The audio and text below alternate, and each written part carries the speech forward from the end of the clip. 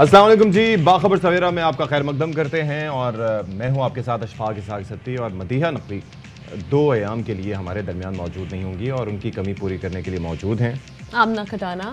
और उम्मीद करते हैं कि आप बिल्कुल ठीक ठाक होंगे जनाब। और बहुत सारी चीज़ें हैं जिन पे हमने बात करनी है आज, ख़ास तौर पे मौसम जो हम देख रहे हैं सत्ती कि मौसम में हब्स बहुत ज़्यादा बढ़ता चला जा रहा है, क्योंकि बारिश उस तरह से नहीं हो रही, बादल उस तरह से जमकर नहीं बरस रहे। लेकिन एक तो मौसम में हब्स में जो हम इजाफा देख रहे हैं, उसके बाद उस पर दोहरा अजाब ये है कि जगह जगह लोड शेडिंग का जो सिलसिला जारी है, हाँ। उसने हमारा जीना महाल कर दिया, खास तौर पे रात में उसने खासा तंग कर दिए। अच्छा, ये तो हम देख रहे हैं कि ये देखें ना, इसके असरात आपको हमारी स्क्रीन पे भी नजर आते हैं कि जब ट्रिप होता है तो क्या होता है।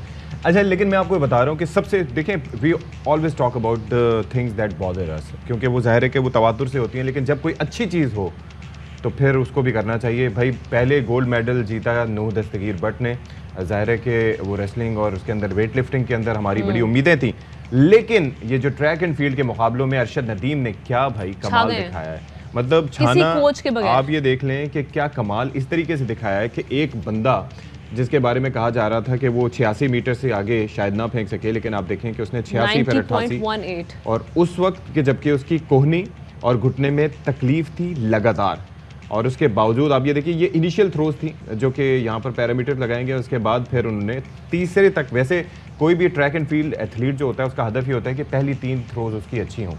अब एक चीज़ जिस तरह से आमना ने मेंशन की कि प्रॉपर जिस तरह से वो चाहते थे कि कोच उनके साथ दिया जाए, वो नहीं दिया गया था, लेकिन ये कहा गया फेडरेशन की जानिब से कि हमने इनको साउथ अफ्रीका में ट्रेनिंग करवाई थी, उसका ये समर मिला। अच्छा, एक और भी चीज़ थी कि यहाँ पर अरशद नदीम मौजूद थे लेकिन नीरज चोपड़ा नहीं थे जी, तो वो भी सब सोच रहे होंगे कि भाई ऐसा क्यों है कि वो नहीं थे, तो वो ग्रोइन इंजरी की वजह से he was out of the event. वो होते तो कंपटीशन और ज़्यादा मजीद होता, मुस्तहकम होता, लेकिन जीते अरशद नदीम। चलें जी, अभी टॉप स्टोरीज की तरफ बढ़ते हैं और उसके बाद इस हवाले से मजीद बात करेंगे।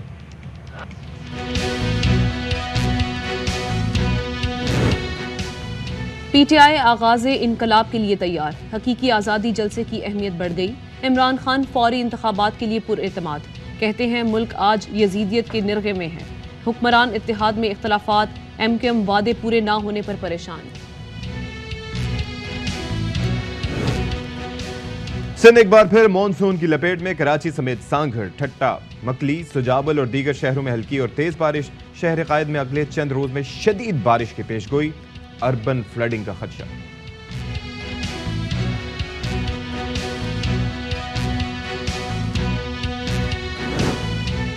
कराची में गर्मी और बारिश के साथ गैर एलानिया लोड शेडिंग का दौरानिया भी बढ़ गया। 100% बिलिंग करने वाले इलाकों में भी घंटों बिजली गायब। रात गए बिजली जाने पर शहरी सख्त परेशान।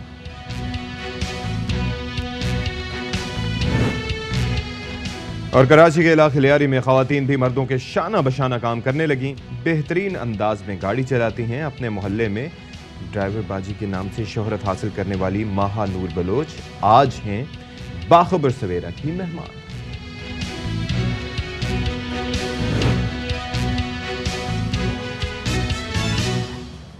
क्या बात है जी, तो मतलब it's a proud moment for all of us कि पाकिस्तान के अरशद नदीम ने, जिन्होंने आज से कुछ अर्सा पहले टोक्यो ओलंपिक्स में हमें पहली बार इस चीज़ से रोशनास कराया कि ये जेवलिन थ्रो भी कोई चीज़ होती है और उसके अंदर भी कोई पाकिस्तानी है जो मियां चुन्नू के एक पसमानदा इलाके से जाकर पाकिस्तान का नाम रोशन करना चाहता है।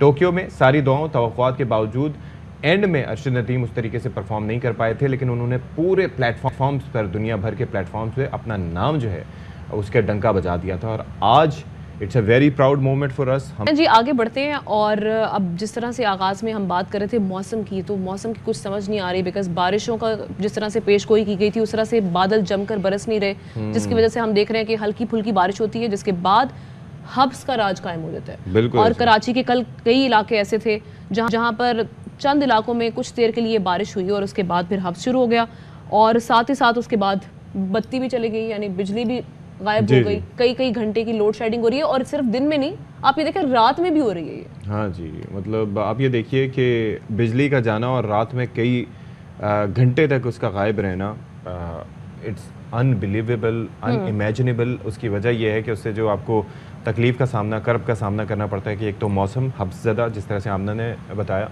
और उसके बाद बिजली गायब हो जाए जबकि बरसात भी ना हो रही, या तो कड़कती बारिश हो रही हो और मतलब मूसलाधार कैट एंड डॉग्स वाली रेन हो रही हो तो फिर आप कहें कि हाँ जी भाई अब तो मुश्किल है, जो मतलब बारिश होने के बाद तो ज्यादा मुश्किलात बढ़ रही हैं। एक तो हल्की फुल्की बारिश होती है और फिर शहर कायद में आप देखें जगह जगह पर पानी खड़ा हो जाता है। परेशानी होती है देखकर कि बारिश तो इतनी हुई नहीं है, पानी कहाँ से आ गया। हाँ जी। और उसके बाद फिर जो हब्स शुरू होता है और फिर जो ये गंदे पानी खड़े होने की वजह से हम देख रहे हैं इसका निकास करना तो इनके लिए सबसे मुश्किल। अच्छा ये देख लेना कि बारिश सिंध में तो हम देख रहे हैं कि जारी है। यहाँ पर हमारे पास भी जो डिटेल्स आई हैं उसके मुताबिक सांगड़, ठट्टा, मकली, सजावल और दीगर शहरों में बारिश हुई।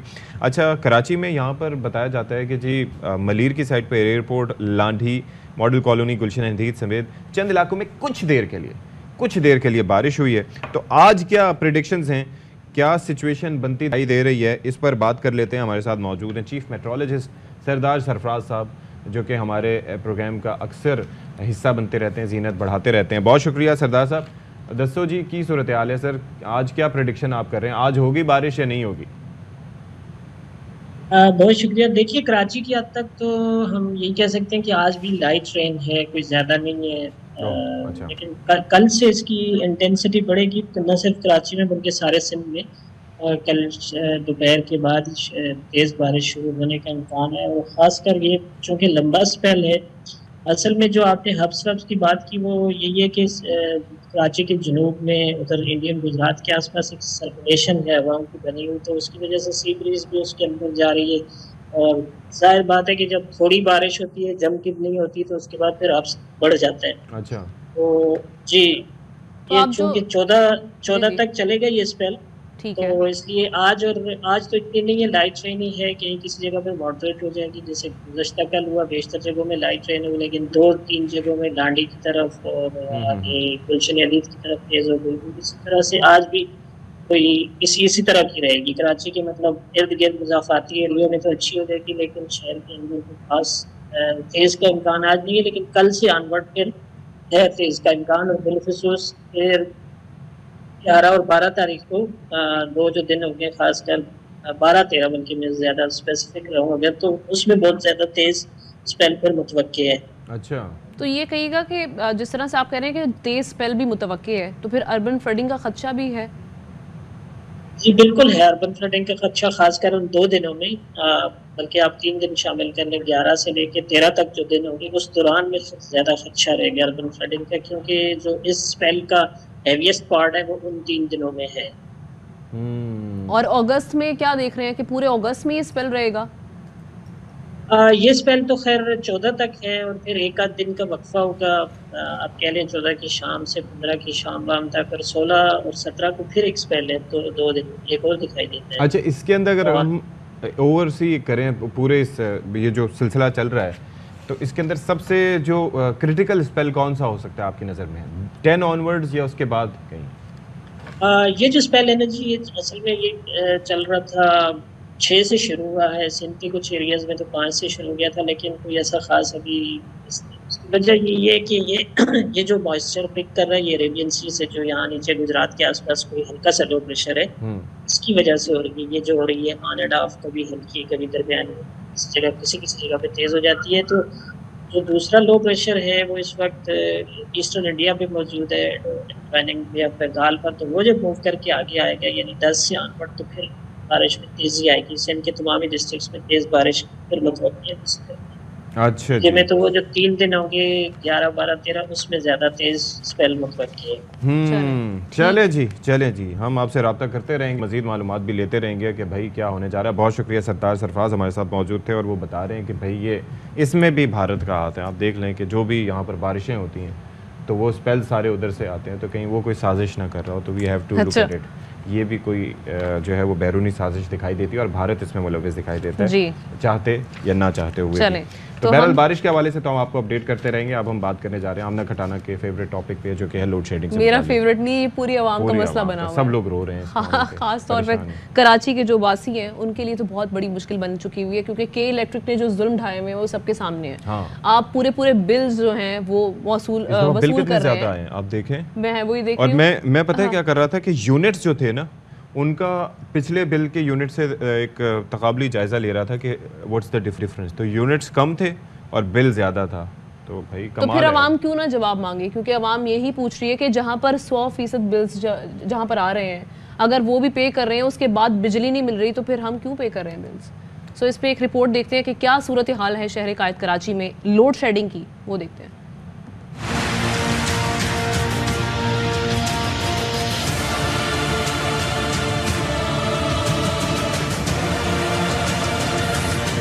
लाइट आ गई, लाइट चली गई, दिन रात, सुबह और शाम कराची के शहरी ये खेल खेल रहे हैं। दिन गुजरता है हाथ से पंखा झलते और रात गुजर रही है छत के बंद पंखे का मुंह तकते। शहर में 12 से 15 घंटे की लोड शेडिंग, दिन का सुकून मैसर है ना रात का चैन। के इलेक्ट्रिक ने कराची को गार में रहने वाले जमाने में धकेल दिया। के इलेक्ट्रिक को मेरा तो जहाँ तक अंदाज़ा है, कोई हुकूमत कोई भी जो है ना कुछ भी नहीं बिगाड़ सकती। 12-12 घंटे जा रही है, ना सो सकते हैं ना काम पे आ सकते हैं, कोई बेहाल हो पड़े, कोई मतलब सुनने वाला कोई भी नहीं है यहाँ पे। बिजली का बिल देखो तो अंदाजा हो कोई ऐसा टैक्स नहीं जो छोड़ दिया गया हो। 100% बिल देने वाले इलाकों में भी घंटों घंटों बिजली गायब, शहरी दुहाइयाँ देने पर मजबूर। लोगों ने रिटेलर टैक्स नहीं दिया तो इस वजह से लाइटें इन्होंने शुरू कर दी बंद करना। रात में घर जाओ लाइट नहीं होती है, सुबह उठो लाइट नहीं होती है, दुकान आओ लाइट नहीं हो। कारोबार की पोजीशन ऐसी है, दिन में 3 घंटे तो लाइट चले, क्या कारोबार होगा? कुछ भी कारोबार नहीं होगा। 2.5 घंटे की जा रही है, अभी जाएगी, दोपहर में भी जाएगी, फिर उसके बाद शाम वाली भी लेंगे और 8 बजे 9 बजे मार्केटें बंद कराने आ जाते हैं। शहरी के इलेक्ट्रिक के जुल्म से निजात का मुतालबा करते हैं। उनका कहना है कराची में लोड शेडिंग का हल सिर्फ और सिर्फ ये है कि शहर में मजीद बिजली की तकसीम कार कंपनियां मुतारिफ करवाई जाएं ताकि के इलेक्ट्रिक की इजारादारी को ख़त्म किया जा सके। अच्छा, this is a very valid point. ये मतलब किसी को बुरा लगे या अच्छा लगे, ये वाक़तन ये चीज़ मुसाबकत की फ़ज़ा होनी चाहिए। अब जैसे मोबाइल फ़ोन कंपनीज़ हैं ना, सोचें हमारे पास सिर्फ एक नेटवर्क होता तो उसके अंदर हम क्या करते, हमारे पास ऑप्शन ना होता, हमें उसी की सहूलियात हासिल करनी होती। लेकिन चूँकि डिफरेंट मोबाइल नेटवर्क्स हैं तो आपको जो मर्ज़ी होती है, आप अपनी मर्ज़ी के हिसाब से नंबर चेंज भी कर सकते हैं, उसको मतलब ट्रांसपोर्ट एक नंबर से दूसरे नंबर पे, एक नेटवर्क से दूसरे नेटवर्क पे जा सकते हैं। इसी तरीके से भाई ये जो इलेक्ट्रिसिटी का निज़ाम है, इसके अंदर भी आपके पास ऑप्शंस होने चाहिए, ऑल्टरनेटिव कंपनीज होनी चाहिए ताकि एक दूसरे से मुकाबले की फ़ज़ा कायम रहे। ये सारे सॉल्यूशन सामने हैं, इम्प्लीमेंटेशन नहीं है। हाँ, ब्रेक लेते हैं इसी नोट पे।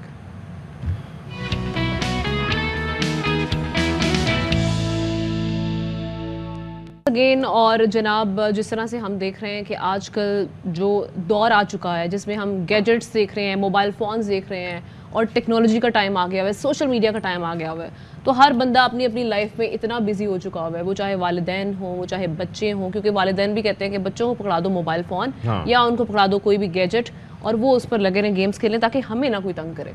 अच्छा, तो ये सिलसिला तबीयत कितनी ख़राब हो रही है। मतलब आप ये देख लें कि यही रवैया माओं की जानिब से अपनाया जाता है न्यू बॉर्न्स के साथ भी, इन्फेंट्स के साथ भी, कि जनाब बच्चे ज़ाहिर है तरबियत, वो कहते हैं ना कि माँ या बाप बनना, पेरेंटिंग आसान काम नहीं है। उसके अंदर सिर्फ पैदा करना नहीं होता, आपने पूरी उनकी तरबियत करनी होती है। अब उसके अंदर चक्कर ये है कि बच्चे नई नई चीज़ों से, नई नई आवाज़ों से उनको वो अट्रैक्ट करती हैं। तो टीवी स्क्रीन्स पे, LCDs पे, LEDs पे या फिर उसके बाद मोबाइल फोन पे जब पॉपअप होंगी उस पे या कुछ भी ऐसे वीडियो, तो वो क्या करेंगे कि कोई भी जो है वो या तो एक मुस्तकिल बेबी शार्क लगा के दे देंगे, तो फिर उसके बाद वो shark do do do do चलता रहेगा और फिर उसके बाद बच्चे की तवज्जो उसी पे रहेगी। माँ खुश रहेगी कि हाँ जी मैंने अपना किरदार अदा कर लिया। And this is how it starts.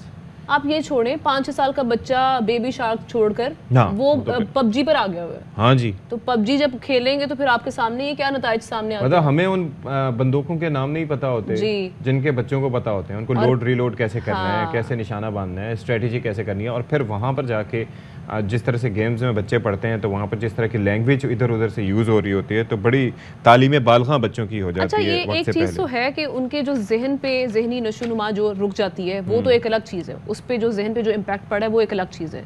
आपकी फिजिकल एक्टिविटीज़ नहीं होगी, उससे कितनी बीमारियाँ, यानी एक तो बच्चा छोटा है, जब उसकी कोई फिजिकल एक्टिविटी नहीं होगी, वो घर से बाहर नहीं जाएगा, खेल कूद में हिस्सा नहीं लेगा, तो उसकी हड्डियां तो पहली बात वो मजबूत नहीं होंगी, फिर उसे कितनी बीमारियां जन्म लेंगी। इसलिए जो हम देखते हैं कि एक तो खुराकें और फिर उसके बाद ये वाला लाइफस्टाइल और फिर ऊपर से ग्लासेस का लगना, ये तो एक अजीब ही चक्कर है। बहरहाल इस पर हम क्या मजीद बात करें, हमारे साथ मौजूद हैं वो motivational speaker doctor Javed Iqbal साहब। बड़ी गहरी नज़र रखते हैं और ख़ास से फ़िक्रमंद भी रहते हैं इन सारी सिचुएशंस को देख के कि आखिर ये हम कर क्या रहे हैं। तो हमारे साथ इस वक्त मौजूद हैं बराह रास्त। बहुत शुक्रिया सर। डॉक्टर साहब, आपने हमारे लिए वक्त निकाला, बड़ा कंसर्निंग है ये हमारे लिए। ठीक है, जदीद गैजेट्स की हर किसी को ज़रूरत होती है, आसानी काफ़ी हमारे लिए आ गई है, लेकिन उसी को हर वक्त अपना मरकज़ व महवर हमने बना लिया और ख़ास तौर पर बच्चे भी आजकल यही कर रहे हैं क्योंकि वो वालिदैन को ये करता हुआ देख रहे हैं और वालिदैन अपनी आसानी के लिए कर रहे हैं। फ़िज़िकल एक्टिविटी ना होने के बराबर है, जैसे कि हमने इशारा किया। कितने नुकसानात हैं इन चीज़ों के? जी बहुत बहुत शुक्रिया। देखें, जहाँ तक ताल्लुक है ना कि बच्चे ऐसा क्यों करते हैं और हम इस बात की शिकायत करते हैं, जैसे आपने भी अपने इस इंट्रोडक्शन में बताया, तो देखिए एक खाना पकता था एक होटल के अंदर जो बड़ा ज़बरदस्त था, बड़ा लजीज था और लोग उसको दूर दूर से खाने आते थे। फिर अचानक उस खाने में मक्खियाँ निकलनी शुरू हो गई और वो बिल्कुल बदजायका हो गया। तो इसमें खाने का तो कोई कसूर नहीं है ना, इसमें तो पकाने वाले का ही कसूर है ना। तो इसी तरीके से हमारे बच्चे जो कर रहे हैं, इसमें बच्चों का कसूर नहीं है, इसमें घर के माहौल का और पेरेंटिंग के प्रिंसिपल से नावाकिफ होने का कसूर है। एक जमाना था जो हमारे बचपन का जमाना था, ज़ाहिर है मैं उम्र में आपसे बहुत बड़ा हूँ, लेकिन आपने भी वो देखा होगा कि जब घर के अंदर कमाने की जिम्मेदारी एक शख्स की थी और बाकी सारे लोग एक अहम काम करते थे जिसका नाम था नेशन बिल्डिंग। वो खातून जिसको हम हाउस वाइफ कहते थे, उसका नाम चेंज करके नेशन बिल्डर रख देना चाहिए, इसलिए कि वो बैठी आने वाली नस्लों की तरबियत करती थी। घर में दादा दादी ये सब करते थे। सबसे मुश्किल जॉब डॉक्टर साहब यही है कि आप जी और मैं अर्ज कर रहा हूँ कि लोगों के आप पेरेंट्स के पास, और जो घर में पेरेंट्स से मुराद सिर्फ माँ बाप नहीं, घर का जो पूरा माहौल है उसके पास सफिशिएंट टाइम था कि बच्चों के साथ फिजिकल एक्टिविटी में वो इन्वॉल्व होते थे। अब ये प्रॉब्लम ये है कि बच्चों को फिजिकली इन्वॉल्व करने के लिए माँ बाप में से किसी एक का बच्चे के साथ हर वक्त मौजूद होना जरूरी है, खास तौर पर उसकी उस एज में जब वो बिल्कुल बेवकूफाना मुंहमिल हरकतें कर रहा हो। हाँ। जब एक बच्चा एक खिलौने को लेता है, फेंक देता है, इधर जाता है, हाथ लगाता है, ये कितनी मुंहमिल सी हरकत है। और जो पेरेंट है एडल्ट, उसके लिए ये वेस्ट ऑफ टाइम है कि एक बच्चे को पकड़ पकड़ के पत्ते तोड़ के दे रहा है, उसके साथ बैठ के खिलौने का वो जो स्विच मूव कर रहा है। उस वक्त बहुत आसान तरीका ये है कि वो किसी और काम में लग जाए और बच्चे के हाथ में एक बड़ी चमकदार सी स्क्रीन दे दी जाए। अच्छा, ऐसा करने से लगता है कि हमने बच्चे को इन्वॉल्व कर लिया, लेकिन एक्चुअली बच्चे की पूरी बायोकेमिस्ट्री को हम चेंज कर रहे होते हैं, क्योंकि उसके अंदर ऐसे केमिकल प्रोड्यूस हो रहे होते हैं जो उसको एडिक्ट बना देते हैं। ये बात बहुत दफा की जा चुकी है और आप इस बात से वाकिफ हैं कि अगर खुदा ना खास्ता कोई शख्स कोई नशा आवर चीज इस्तेमाल करे, जैसे हेरोइन वगैरह या सिगरेट शुरू में पिए, तो जो केमिकल बॉडी में पैदा होता है उसका नाम डोपामीन है। बिल्कुल डोपामीन। और जब हम स्क्रीन पे कोई ना कोई ऐसा काम करते हैं, उससे भी दिमाग में एग्जैक्टली वही केमिकल प्रोड्यूस होता है, डोपामीन, जो एडिक्ट कर देता है उसको एडिक्ट कर देता है। तो लिहाजा मैं मुख्तसर, बाकी पता नहीं आप जो सवाल पूछे मैं आपका जवाब अर्ज करूंगा, मुख्तसर ये है कि पेरेंट्स को 0 ईयर to 7 ईयर का जो टाइम है, मैक्सिमम टाइम बच्चे को नेचुरल एक्टिविटी में इन्वॉल्व करना चाहिए, जिसमें गार्डनिंग है, जिसमें घर की सफाई है, जिसमें किताबें पढ़ना है, दोस्तों से मिलने जाना है, शॉपिंग करना है, तितलियां पकड़ना है, सैर करना है, ये तमाम चीजें ये करेंगे तो स्क्रीन से बचेंगे। बिल्कुल ठीक है, ये तो आपने बता दिया कि 0 to 7 ये करना चाहिए कि उनको स्क्रीन से बिल्कुल दूर रखना चाहिए। अब ऐसे पेरेंट्स जिन्होंने अपने बच्चों को ये लत लगा दी हुई है, अब उनको उस स्क्रीन से हटाने के लिए, उस एडिक्शन से हटाने के लिए किस तरह से क्या लाहेअमल अपनाना पड़ेगा, क्या प्लानिंग करनी पड़ेगी, किस तरह से टाइम ये बस ये अब ये प्रॉब्लम प्रिवेंटिव नहीं हुआ, अब ये क्योर का प्रॉब्लम हो गया है ना। एक डिजीज हो गई है तो उसको क्योर करना है। उसके लिए घर के अंदर 2 काम करने बहुत जरूरी है। एक तो घर में रोल मॉडलिंग क्रिएट करनी होगी, यानी बच्चे को माँ और बाप के हाथ में मोबाइल नजर ना आए, और अगर नजर आए तो किसी रीजन के साथ नजर आए। मसलन किसी का बाप डॉक्टर है तो बच्चे को पता है कि मेरे बाप के हाथ में मोबाइल इसलिए है कि इनको हॉस्पिटल से फोन आ सकता है, यानी एक जेन्युइन रीजन की वजह से तो मोबाइल अम्मी और अब्बू के हाथ में नजर आए, लेकिन अम्मी बैठ के उसके ऊपर कंटिन्यूअस फेसबुक देख रही हो, इंस्टाग्राम देख रही हो, और बच्चे से ये तवक्को की जाए कि ये अच्छा बच्चा बन के मोबाइल इस्तेमाल ना करे। तो पहली बात तो यह है कि रोल मॉडलिंग क्रिएट करनी पड़ेगी। और दूसरी अहम बात है, घर में बाकायदा बैठकर एक डॉक्यूमेंटेड डिसिप्लिन क्रिएट करना पड़ेगा कि देखो भाई, हम सारे के सारे बड़े छोटे जब भी हम घर में दाखिल होंगे तो ये कोने में एक टोकरी लगी हुई है, मोबाइल यहाँ रख देंगे, और ये जो लाइन है, लैंडलाइन है, उसको हम इस्तेमाल करेंगे। अब्बू भी ये करेंगे, अम्मी भी ये करेंगी, हम भी ये करेंगे। अलबत्ता ठीक है, हमारी आदत बन गई है इसके ऊपर उस गेम करने की, तो ठीक है, रात को 8 बजे से 9 बजे तक आपको इजाजत है, आप उसमें कर सकते हैं। अलबत्ता किसी बच्चे की क्लास ऑनलाइन होती है तो वो कर सकता है। तो घर के अंदर एक डिसिप्लिन क्रिएट कर दिया जाए, और वो डिसिप्लिन सिर्फ बच्चों के लिए ना हो बल्कि बड़े भी उस डिसिप्लिन के ऊपर अमल करें, तो ये तरीका है जिसकी आदत। और प्लस अच्छा सर, एक और चीज भी है, मैं ये अर्ज कर रहा था कि एक चीज़ बड़ी क्रिटिकल होती है, वो होती है टीन एज। ज़ाहिर है कि हम बच्चों से मुतालिक बात कर रहे हैं, तो टीन एज बहुत ही, वो कहते हैं कि उसके अंदर बहुत मतलब एक सुझाव बुझा के समझा कर मतलब तरीके से बच्चों को हैंडल करना चाहिए, वो ज़रा बयान कर दीजिएगा कि ऐसा क्यों है, उस एज को इतना ख़तरनाक क्यों करार दिया गया है? असल में देखिए ऐसे है कि टीन एज में बच्चे का बिहेवियर कैसा होगा, इसकी बुनियाद 0 to 13 ईयर तकरीबन रख दी जाती है। और ये बदकिस्मती से, और ये मतलब क्या करें, माइंड साइंस का पैटर्न ही ऐसा है और हमारी न्यूरोनल डेवलपमेंट की तरतीब ही ऐसी है कि 13-14 साल की उम्र तक जो पैटर्न डेवलप हो जाते हैं वो हमारे दिमाग के 90% यानी हिस्से को ऑक्युपाई कर लेते हैं, जिसे हम हैबिट ब्रेन कहते हैं, और वो हमारा दिमाग का एक पैटर्न बन जाता है। लिहाजा अगर खुदा ना खास्ता किसी का बच्चा 13, 14, 15 साल का किसी ऐसी बात में मुब्तला है जो आपके ख्याल में एक्सेप्टेबल नहीं है या ठीक नहीं है, नॉर्म के मुताबिक नहीं है, तो मेरा तो तजुर्बा और मेरा जो मुताला है वो ये कहता है कि वो उसके लिए नसीहत करना, एडवाइस के जरिए, सख्ती के जरिए से चेंज करना ऑलमोस्ट नामुमकिन होता है, बल्कि काउंटर प्रोडक्टिव होता है। फिर ऐसे बच्चे के साथ क्या किया जाए? ऐसा किया जाए कि उसके साथ एक दोस्ती लगाई जाए। देखिए ना, वो बुरे लड़कों के साथ यानी बैड कंपनी के अंदर अपना वक्त अच्छा क्यों महसूस करता है? इसलिए कि वो लोग उसको क्वालिटी टाइम प्रोवाइड कर रहे होते हैं, ऐसा टाइम प्रोवाइड कर रहे होते हैं जिसमें उसको मजा आ रहा होता है। तो पेरेंट्स को अपनी सतह से नीचे उतरकर अपने उन बच्चों के साथ एक दोस्ती क्रिएट करनी पड़ेगी, उनके साथ कॉन्फिडेंस बिल्ड करना पड़ेगा, और वक्ती तौर पर उनको नसीहत करना, उसको अच्छा बच्चा बनाने का ख्याल छोड़ के अपने ताल्लुक को उनके साथ मजबूत करने की जरूरत है। जब उनके साथ ताल्लुक मजबूत हो जाएगा, बस मैं आपको पता नहीं आपको कितना वक्त है, मैं मुख्तसर एक टेक्निक बताता हूँ। आप बच्चे को ये फर्ज कहें कि बेटा 8 बजे से 10 बजे तक, ये 14 साल का बच्चा है जो आपके ख्याल में बिगड़ा हुआ है, कि बेटा 8 बजे से 10 बजे तक मैं और आप हम इकट्ठे टाइम गुजारेंगे, यानी जिसको हम कहते हैं क्वालिटी टाइम। अच्छा, हम गलती ये करते हैं कि 8 से 10 बजे तक बच्चे के साथ टाइम गुजार लिया और साथ उसको कहा, बेटा बताओ तुम्हारी पढ़ाई कैसी हो रही है, देखो बेटा इस तरह तो नहीं करना चाहिए, तुम्हें सिगरेट तो नहीं पीनी चाहिए। अब एक्चुअली आपके ख्याल में आप उसको क्वालिटी टाइम दे रहे हैं, लेकिन एक्चुअली तो ये बच्चा आपको क्वालिटी टाइम दे रहा है आपकी मर्जी के मुताबिक। क्वालिटी टाइम की डेफिनेशन ये है कि बच्चे के साथ वक्त ऐसे गुजारिए जिसका एजेंडा बच्चा तय करे, जो वो बच्चा करना चाहता है, आप उसके साथ 2 घंटे उसकी मर्जी के मुताबिक टाइम गुजारें। और वैसे भी बच्चे तो डॉक्टर साहब हमने देखा कि लेक्चर से दूर भागते हैं। Motivational speaker doctor Javed Iqbal साहब, बहुत शुक्रिया आपके वक्त का, आपने बड़ा अच्छा एक्सप्लेन किया जिस तरह से कि ये जो मामलात हैं इनको किस तरह हैंडल करना चाहिए ताकि बच्चा जो है उसकी जिस्मानी नशोनुमा और जो जहनी नशोनुमा वो बेहतर तरीके से हो सके। अच्छा जी, अब ज़रा हम तस्करा कर लेते हैं कि भाई बात यह है कि शहर कायद में जिस तरह से हम बरसात की बात कर रहे थे, बरसात के बाद हम असल में रोना ये होता है कि 2 मसाइल होते हैं। एक तो ये है कि ड्रेनेज का कोई निज़ाम नहीं है। ड्रेनेज का निज़ाम जब नहीं होता तो सड़कें जो कि वैसे ही नाक़िस मटीरियल की वजह से यहाँ पर बनी होती हैं, तो वो उन पर पड़ जाते हैं खड्डे, गड्ढे, और गड्ढों में गाड़ी चलाना ऐसा ही है जैसे कि आप मौत के कुएं में चला रहे हो। आपको कुछ पता नहीं है कि कहाँ खड्डा आया, कहाँ गाड़ी का बेड़ा गर्क हुआ, कहाँ गाड़ी किसी दूसरी गाड़ी से टकराई। तो ऐसे में बुरे हालात के बावजूद एक अच्छी खबर यह है कि मर्द तो गाड़ियाँ चलाते ही थे, अच्छी चलाते थे, लेकिन ख़वातीन भी अब सामने आना शुरू हो गई हैं जो किसी से पीछे नहीं। बिल्कुल ऐसे ही है जनाब, नाम है इनका माहा नूर बलोच और 11 साल से ये ड्राइविंग के पेशे से मुंसलिक है और इनको आजकल ड्राइवर बाजी के नाम से पुकारा जाता है। इनसे मुतालिक एक रिपोर्ट हमने तैयार की है, वो पहले दिखाते हैं आपको।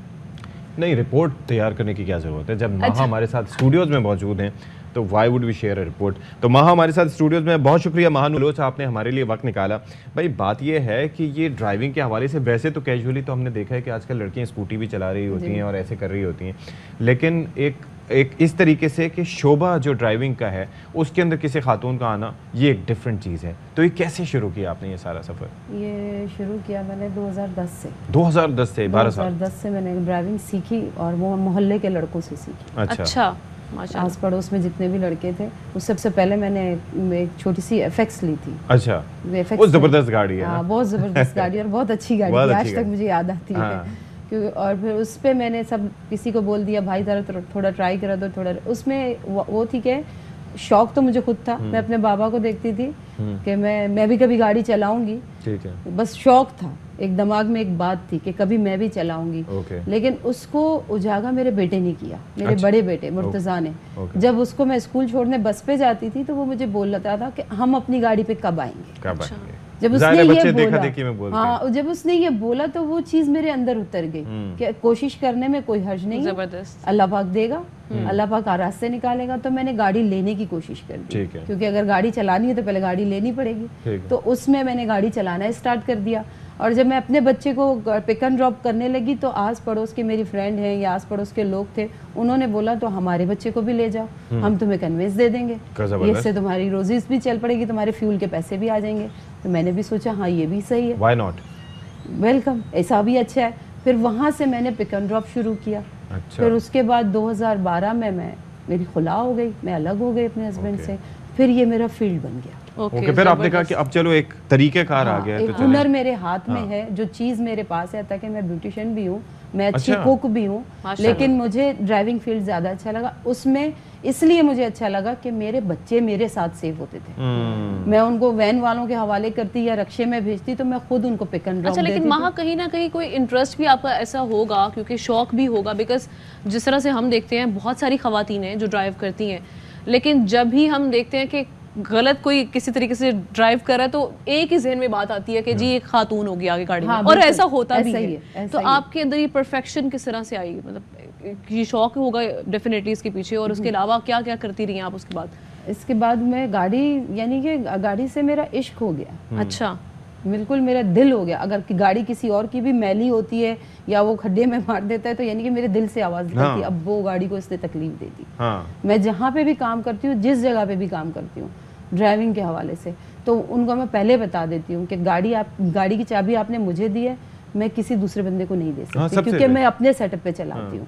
और गाड़ी जब मेरे हाथ में, अगर आपकी गाड़ी में 2 महीने मैं चला रही हूँ, आप किसी और को दे दोगी, मुझे उसी वक्त गाड़ी बता देगी कि मैं किसी और ने मुझे चलाया। बिल्कुल ऐसे ही है, वो एक हाथ से दूसरे हाथ पे ना ड्राइविंग स्टाइल से, क्योंकि उससे मुझे इश्क है, गाड़ी से, ड्राइविंग फील्ड से मुझे इश्क है, तभी मैं इतनी आगे निकल गई। अच्छा, एक और चीज़ बताएं कि गाड़ी से इश्क है तो जाहिर है कि वो सिर्फ चलाने की हद तक नहीं होगा, जो बेसिक चीज़ें होती हैं, आपको पता है कि गाड़ी अगर FX आपने चलाई है तो आपको अंदाजा है कि वो फिर ये है कि वो थोड़ा मरीज टाइप की होती है अगर आप उसको मेंटेन ना करें ना, छोटी छोटी चीज़ों का, तो वो थोड़ा सा सीखा आपने? हाँ बिल्कुल, तो गाड़ी थोड़ी सी भी वो टायर चेंज कर लेती हैं, टायर उसके अंदर तो भाई वो घुमाने, हाँ बिल्कुल कर लेती हूँ, जैसे जैक शेक लगा के, हाँ जैक शेक लगा के सब, मुझे ये भी पता है कि कहाँ जैक लगाया जाता है। अच्छा। मुझे ये भी पता है कि नट कैसे खोले जाते हैं। अच्छा, पाकिस्तान में या फिर मतलब जो हमारा सेटअप है यहाँ पर अक्सर ये होता है कि मर्दों को तो कम बेश होता है, लेकिन खवातीन की हमारे यहाँ काफ़ी रिस्पेक्ट इस मुतालिक है कि टायर चेंज करें तो लोग मदद के लिए, ऐसा होता है? ऐसा हुआ है, बहुत सी जगहों पर ऐसा हुआ है। जब मैं टायर चेंज करती हूँ या निकाल रही थी, या अगर कोई सन्नाटा जगह है तो कोई नहीं आता, खास तौर पर डिफेंस में आपके करीब कोई नहीं आएगा, बिल्कुल नहीं आएगा। वो यही सोचेंगे पता नहीं ये झूठ बोल के खड़ी है, या मैं लूटेगी या मैं कुछ करेगी, ऐसा मेरे साथ हुआ है। लेकिन अक्सर मेरे बेशतर ज़्यादातर मेरे अपने इलाके में अगर ऐसा हुआ है और मैंने शुरू हो गई हूँ तो मुझे 2-4 लोग आ गए। अगर नाजमाबाद की साइड हुआ है, करीमाबाद की साइड हुआ है, तो कोई एक बंदा आ गया, बाजी हम करवा दे। मेरे साथ ये भी हुआ है कि फ्यूल खत्म हो गया। अच्छा। अचानक से फ्यूल खत्म हुआ, मुझे धक्का देना पड़ा, गाड़ी साइड पे लगानी पड़ी, ये भी मैंने किया। ओके, ये भी। अच्छा, मेरी बात सुनिए, कितना मुश्किल काम होता है कि एक दफ़ा शहर फैसल पे मेरी गाड़ी बंद हो गई और उसके अंदर आप सोचें कि वहाँ पर गाड़ियों का रश कितना होता है। अब वहाँ पर लोग इस इंडिकेटर्स भी आप जला दें, इमरजेंसी हैजर्ड लाइट्स भी, तब भी लोग हॉर्न दे दे के, और उस वक्त आपके हवास पे वो सारा तारी हो जाता है, आपका बस नहीं चलता कि आप खुद उसको, तो बड़ा आपको कंट्रोल रखना पड़ता है। अलग हो रही होती है। ये सीट ऐसी है, इस पे बर्दाश्त और सब्र बहुत है। जज्बात भी इंसान को आ जाता है, लेकिन ये कि सब्र बहुत करना पड़ता है, क्योंकि सबका ख्याल रखना पड़ता है। रोड किसी का नहीं है, रोड सबका है। अच्छा, तो आप ड्राइविंग सिखा भी रही हैं? हाँ, ड्राइविंग सिखाती भी। जबरदस्त। और ये कराची से बाहर भी आपने कभी ड्राइव किया है? मैं खुजदार तक गई हूँ, जबरदस्त मलीर गई हूँ, मैं पूरा लाड़काना घूमी हूँ, सखर तक गई हूँ, जबरदस्त, बाई रोड सब जगह गई हूँ इसी गाड़ी पर। तो मतलब खवातीन ड्राइवर्स को क्या पैगाम देना चाहेंगे? जैसे ये हवाला दे रही थी, वैसे तो बहुत अच्छी ड्राइवर्स हैं, आप उनमें से एक हैं, क्या ऐसी गलतियाँ जो ना करें जिससे उनकी ड्राइविंग या आम ड्राइवर्स की ड्राइविंग बेहतर हो सके, जो दूसरे मर्द हजरात भी? ड्राइविंग मैं तो समझती हूँ कि फील्ड कोई भी हो, अब आपका जो फील्ड है वो भी एक काबिल एहतराम फील्ड है। फील्ड कोई भी हो, आप अपने फील्ड की खुद इज्जत करो, उससे मोहब्बत करो। जब आप कोई काम से दिल से करोगे ना तो आपसे कभी गलत नहीं होगा। जबरदस्त। ड्राइवर बाजी के नाम से जानी जाती है महानूर बलोच हमारे साथ मौजूद थी और अपना एक्सपीरियंस हमारे साथ शेयर करी थी। बहुत शुक्रिया आपके वक्त का। तो जनाब अब मुझे लगता है हमें ब्रेक लेनी चाहिए और फिर मैं कुछ मजीद टिप्स लेती हूँ उनसे। ब्रेक लेते हैं।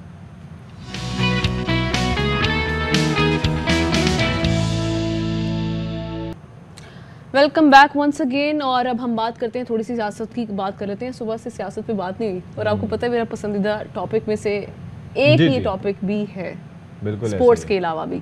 तो जनाब जिस तरह से हम देख रहे हैं कि पाकिस्तान तहरीक इंसाफ काफ़ी एक्टिव दिखाई दे रही है, जलसे किए जा रहे हैं उनकी जानिब से, भरपूर किस्म के इवेंट्स हम देख रहे हैं और चेयरमैन तहरीक इंसाफ इमरान खान कोई मौका जाने नहीं देते। मुझे नहीं लगता कि कोई ऐसा दिन होता है कि वो स्क्रीन पर ना आए हो, कोई ना कोई उनका खिताब होता है, कहीं ना कहीं कोई एहतजाज होता है, कहीं ना कहीं किसी सेमिनार का वो हिस्सा होते हैं, कभी वो ट्विटर के ज़रिए आवाम से इंटरेक्ट कर रहे होते हैं। लेकिन आज अब हम आपको ये बताने जा रहे हैं कि 13 अगस्त को इस्लामाबाद में एक जलसा करने जा रही है। चेयरमैन तहरीक इंसाफ इमरान खान ने इस हवाले से अनाउंसमेंट भी की है कि बहुत बड़ा जलसा होने जा रहा है और ये आगाज़ इनकलाब होगा। लेट्स सी कि अब क्या होने जा रहा है। होता है। अच्छा जी, अब ये है कि फवाद चौधरी साहब ये कहते हैं कि भाई पीटीआई फंडिंग केस पर हुकूमत पागल हो चुकी है और इलेक्शन कमीशन पीडीएम का झेली इदारा बन गया है। कोई माई का लाल इमरान खान को नाअहल नहीं कर सकता और इस मामले के लिए यानी कि जल्द फैसले के लिए बुध को अदालत भी जा रहे हैं। मजीद क्या कहा आपको सुनाते।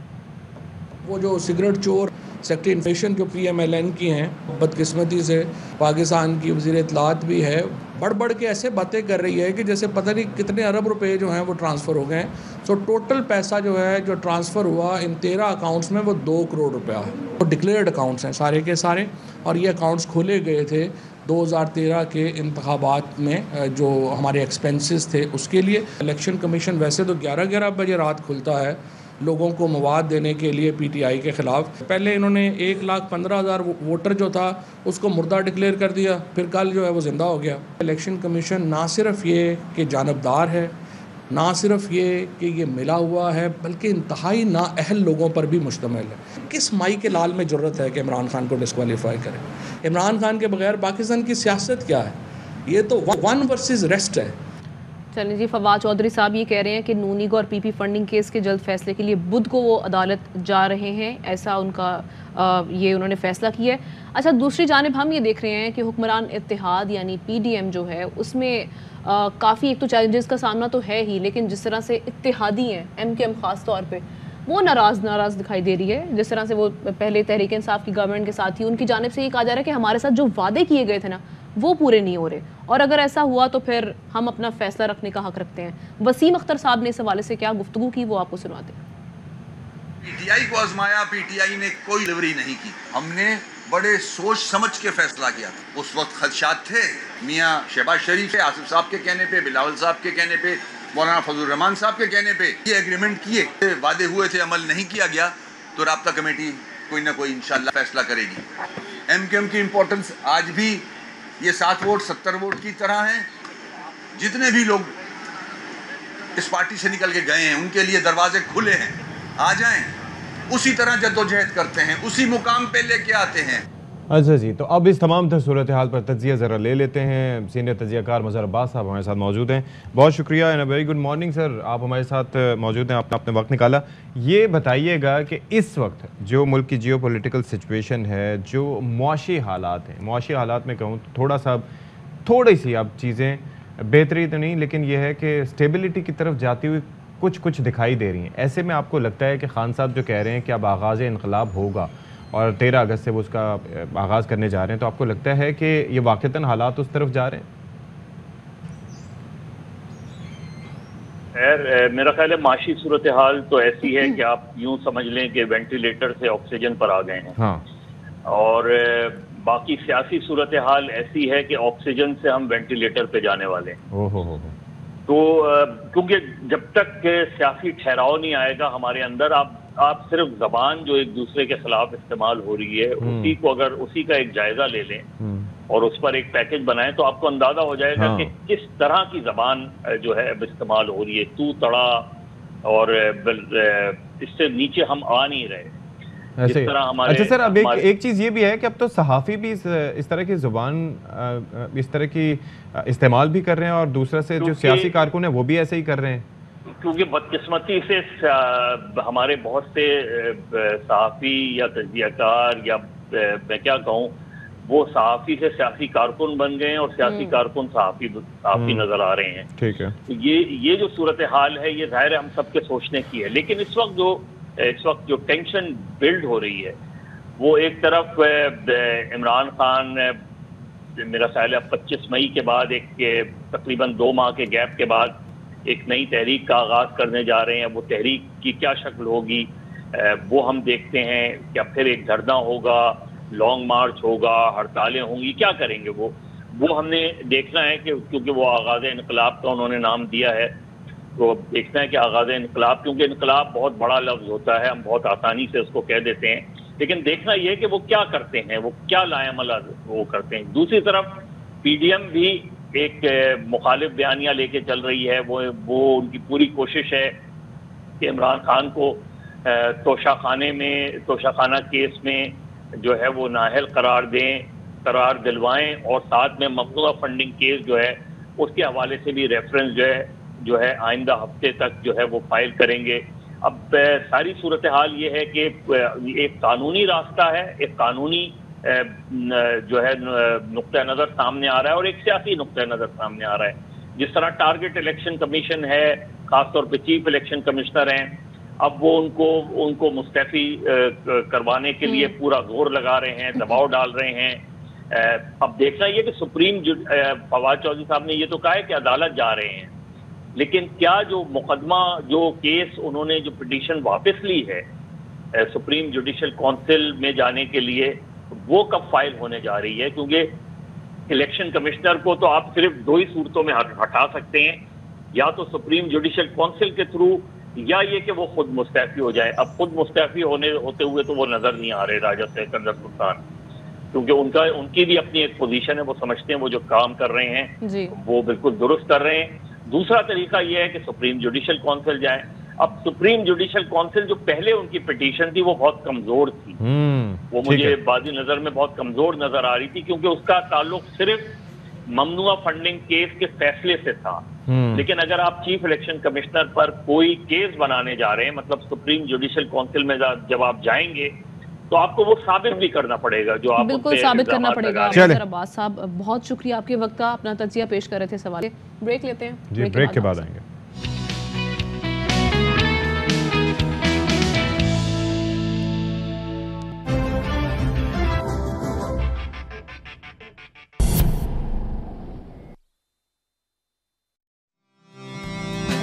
रूफ मास्टर लगाओ, गर्मी भूल जाओ।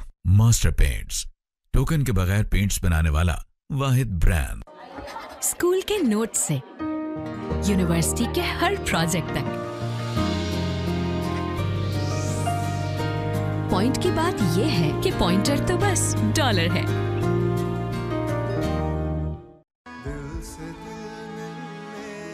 आपके घर और रिश्तों का चमकता रंग, डायमंड पेंट्स, पाकिस्तान's #1 पेंट।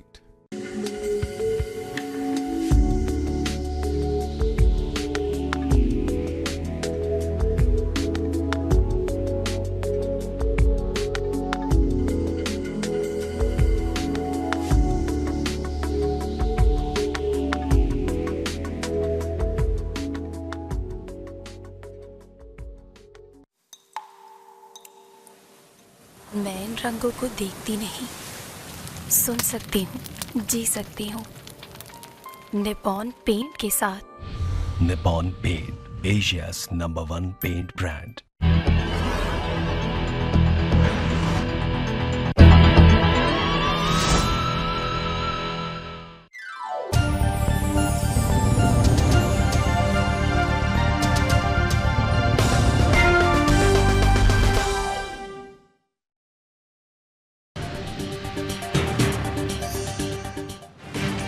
पाकिस्तान के अरशद नदीम ने कॉमनवेल्थ गेम्स में गोल्ड मेडल अपने नाम कर लिया। जेवलिन थ्रो के फाइनल में सबको पीछे छोड़ दिया।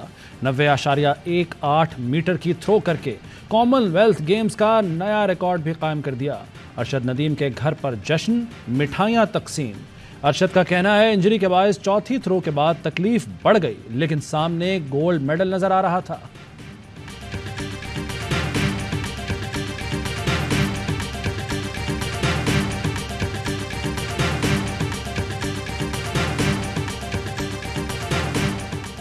पाकिस्तान के लिए तलाई तमगा जीतने पर पूरी कौम की अरशद नदीम को शाबाश। सदर, वज़ीर आज़म और आर्मी चीफ की मुबारकबाद। पाकिस्तान स्पोर्ट्स बोर्ड का अरशद नदीम के लिए 50 लाख रुपए इनाम का ऐलान। कप्तान कौमी क्रिकेट टीम बाबर आजम की भी अरशद नदीम की सताइश। कहा जिस्म टूटा हुआ था मगर हिम्मत हिमालय से भी बुलंद थी।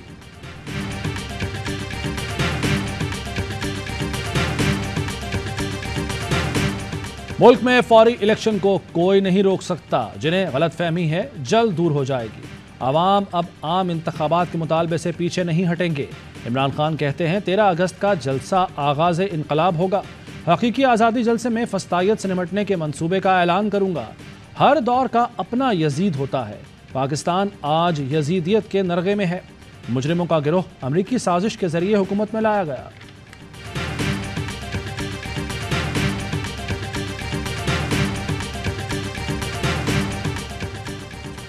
किसी भी पार्टी को कलदम नहीं करना चाहिए। नवाज शरीफ को ताहयात नाअहल किया गया, पार्टी कलदम नहीं की गई। पीपल्स पार्टी के सीनियर रहनुमा लतीफ खोसा की प्रोग्राम सवाल यह है में गुफ्तगू। कहा पाकिस्तान में सियासी जमातों को ख़त्म नहीं करना चाहिए। पीपल्स पार्टी तो 62 1F की शिक के ही खिलाफ थी। नवाज शरीफ को कहते रहे कि ऐसी तरामीम न करें। तहरीक इंसाफ वाले असम्बली में आएँ, मिलकर आइन में तरामीम करते हैं।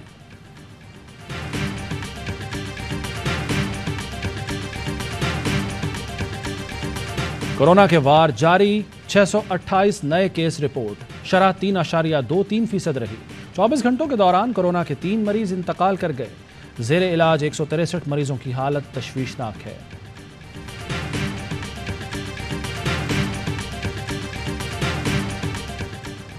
और मुल्क भर में मुहर्रम हराम के सिलसिले में मजालिस अज़ा और जुलूसों का सिलसिला जारी।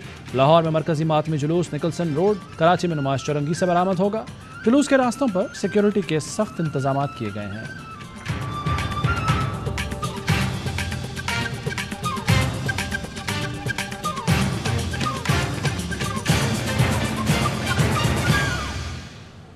अब तक के लिए इतना ही और अब आप एक बार फिर देख सकेंगे बाखबर सवेरा।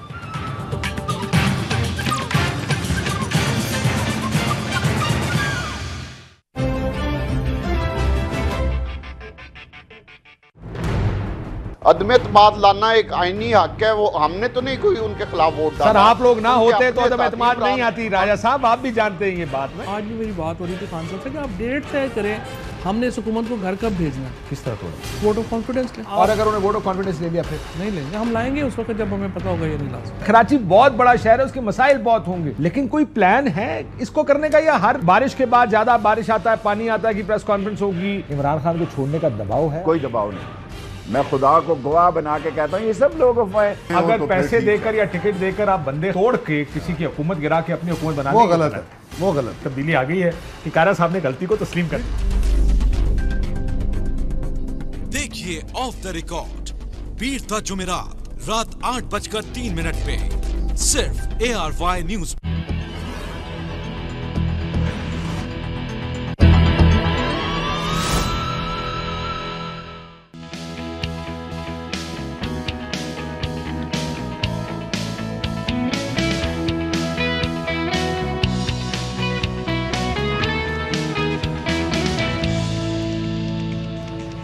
हाँ जी, तो 10:04 हो चुके हैं। हस्बे रवायत हस्बे तौफीक एक बार फिर से हम आपके सामने मौजूद हैं और आज है 9 मुहर्रमुल हराम और इसके साथ साथ आज तो वैसे हम देख रहे हैं कि आम तातील भी है क्योंकि सड़कों पे काफ़ी सन्नाटा है और जाहिर है कि शहदा करबला की याद में हम ये भी देख रहे हैं कि जुलूस भी मुख्तलिफ शहरों में निकाले जा रहे हैं। तो ओवरऑल इस हवाले से भी हम देख रहे हैं कि तैयारियाँ काफ़ी हैं। कहीं पे जो MA जिन्ना रोड अगर हम कराची की बात करें तो वहाँ पर जो है कंटेनर्स वगैरह लगा के रास्ते भी बंद किए जाते हैं जुलूस की मुनासबत से। तो ओवरऑल इस हवाले से भी अरेंजमेंट्स हैं, सिक्योरिटी के अरेंजमेंट्स भी पूरे मुल्क में सख्त किए गए हैं। कहीं कहीं ये होगा कि जुलूस के रस्तों से मोबाइल फ़ोन सर्विस भी मुअत्तल कहीं पे बिल्कुल ऐसे ही सिग्नल्स का इशू होगा। हाँ। सो अगर आप घर से बिला ज़रूरत निकल रहे हैं तो मेहरबानी करें कि आज घर से बिला ज़रूरत आप ना निकलें, आज और कल के दिन। बिकॉज वही एक बात आ जाती है कि एक तो कंटेनर्स लगा के रास्ते बंद किए गए हैं, तो वहाँ पे रास्तों की बंदिश की वजह से भी बड़ी प्रॉब्लम होगी आपको। बिल्कुल ऐसे ही। आपको आते हुए कुछ मिला ऐसे? हाँ, हम लोगों ने काफ़ी रास्ते चेंज कर करके, क्योंकि जो हमारा नॉर्मल रूटीन में जो रूट होता है उससे हटकर हमें आना पड़ा। अच्छा, तो इसके साथ साथ भाई वो 14 अगस्त की तैयारियां हम देख रहे हैं कि आहिस्ता आहिस्ता होती चली जा रही हैं। अब लोग झंडियाँ, झंडे और इस तरीके से ख़रीदना शुरू हो गए हैं, मार्केटों में इस हवाले से भी रश है। अच्छा आमना, वैसे मेरे बचपन में तो ये चीज़ें ये देखता था कि टी शर्ट्स की हद तक बात आ गई थी, लेकिन अब तो मामला पूरे लिबास और उसके सारे लवाजमात तक पहुंच गए। अब तो बच्चों के जूते तक आ गए यार, कुछ चीज़ें, हर चीज़। अच्छा, लेकिन मैं एक बात बताऊं, वो जो जज्बा पहले हुआ करता था ना, वो पहले से मुझे लगता है मांद पड़ गया हुआ है। वो क्यों? क्योंकि हम हर चीज़ की तैयारी खुद किया करते थे। हाँ। पहले झंडियाँ अपने हाथ से लगा के मेहनत से पूरा जो अगस्त था उसको मनाया जाता था, सेलिब्रेट किया जाता था। अब खैर उस तरह के मामला नहीं, अब थोड़ा सा दौर बदल गया तो मामला भी बदल गए। लेकिन जनाब इस पे बात करेंगे 14 अगस्त के हवाले से भी कैसी तैयारियां की जा रही है मुल्क भर में। सबसे पहले हम टॉप स्टोरीज की तरफ बढ़ते हैं।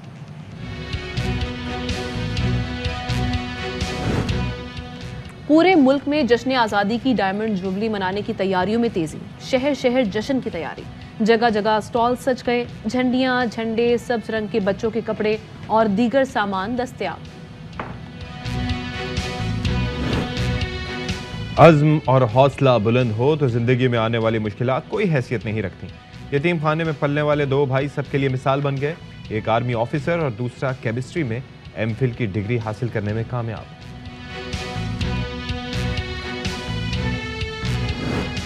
और सक्कर की कासिमाबाद मंडी में मिलने वाली मीठे पानी की मछली जायके में है लाजवाब। दरियाए सिंध और फार्म्स में तैयार होने वाली मछली को एशिया की सबसे बड़ी मंडी से मुल्क भर में और बैरून मुल्क सप्लाई किया जाता है।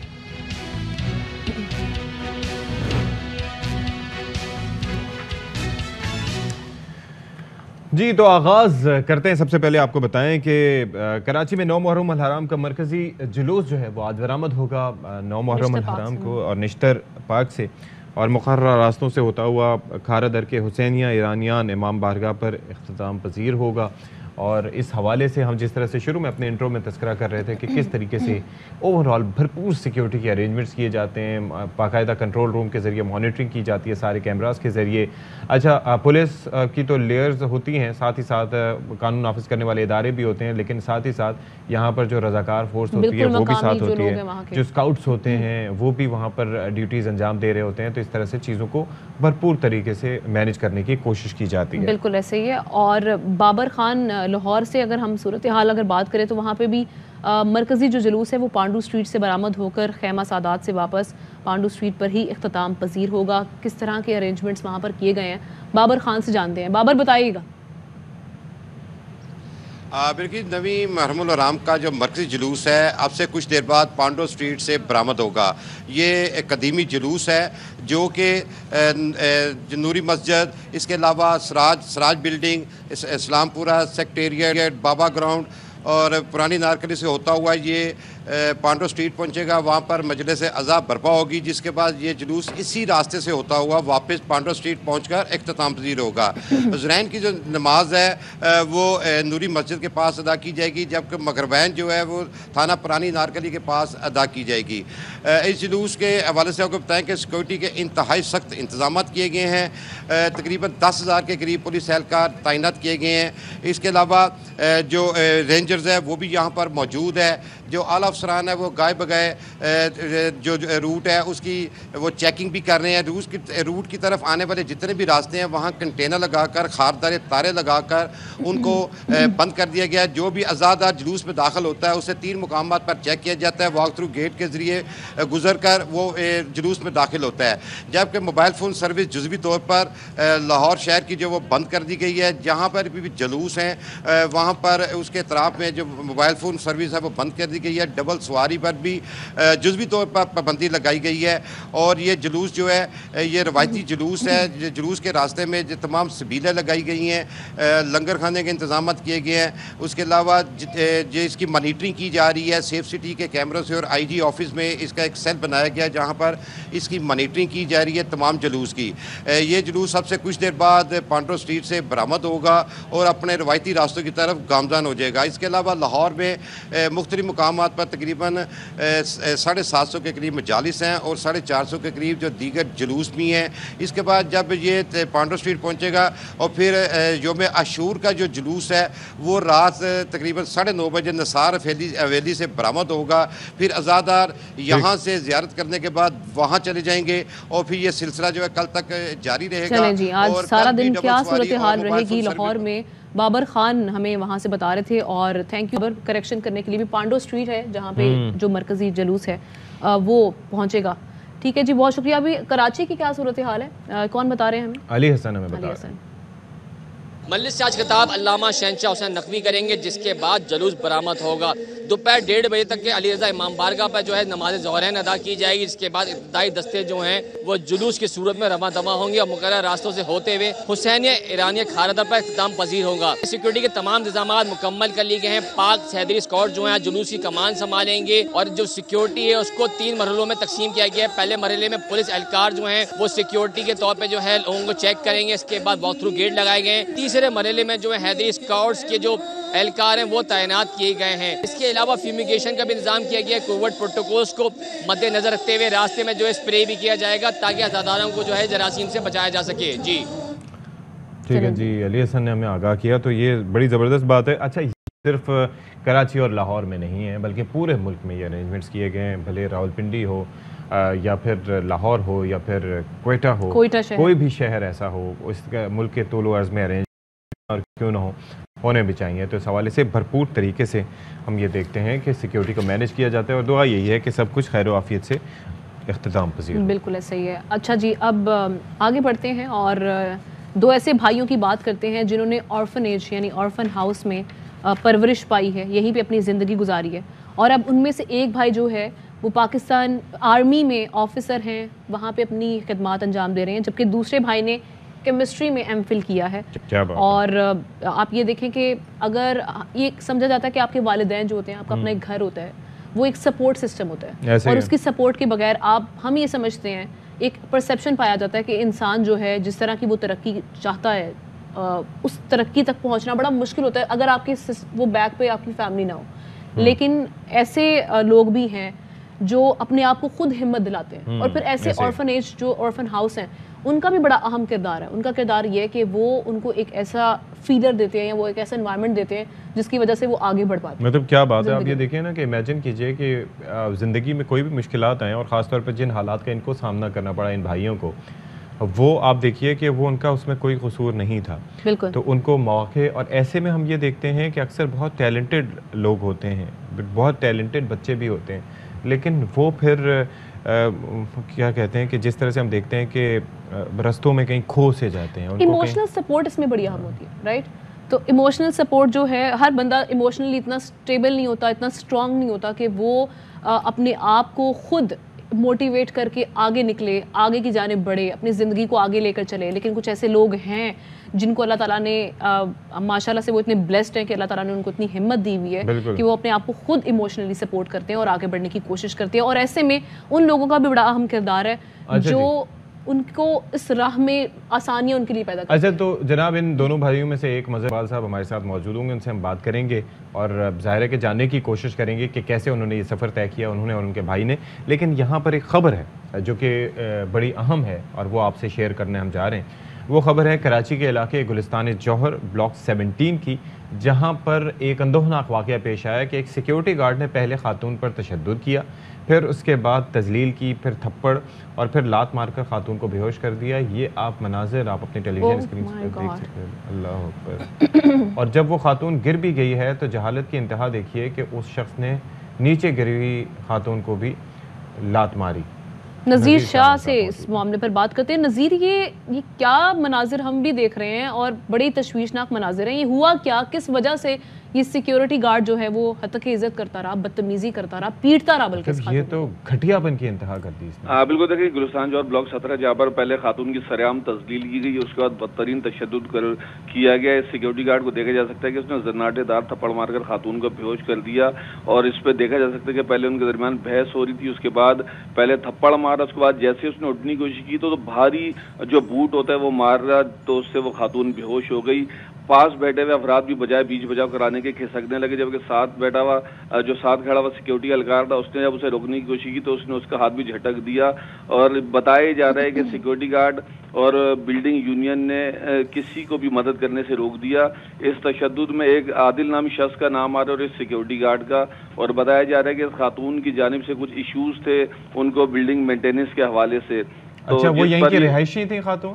ये इसी बिल्डिंग की रिहायशी है, ब्लॉक 17 की इमारत है, इसी की रिहायशी है, और यूनियन से इनको कुछ इश्यूज थे जिसकी वजह से बार बार इनको शिकायत करनी पड़ती थी। तो ये इसी सिक्योरिटी गार्ड से उन्हीं इश्यूज पर बहस कर रही थी कि इसी दौरान उसने जोरदार थप्पड़ मारा कि इस खातून की जगह अगर कोई मर्द भी होता तो शायद वो इसी तरीके से गिरता, क्योंकि इसका डेल डोल और अच्छा, ये बड़ी डिस्टर्बिंग फुटेज है। इसको देख के जाहिर है कि मतलब शर्म से सर झुक रहा है कि ये क्या घटियापन, क्या आप जानवर की तरह ये मर्दानगी है आपकी। और ये जो हमारे भाई नज़ीर शाह में बता रहे थे कि दूसरे गार्ड ने भी उसका उतना ही किरदार है जितना उसका था, क्योंकि जब थप्पड़ उसने रसीद किया वो खातून गिर भी गई, तब भी वो खड़ा साथ देखता रहा, उसने हाथ नहीं रोका।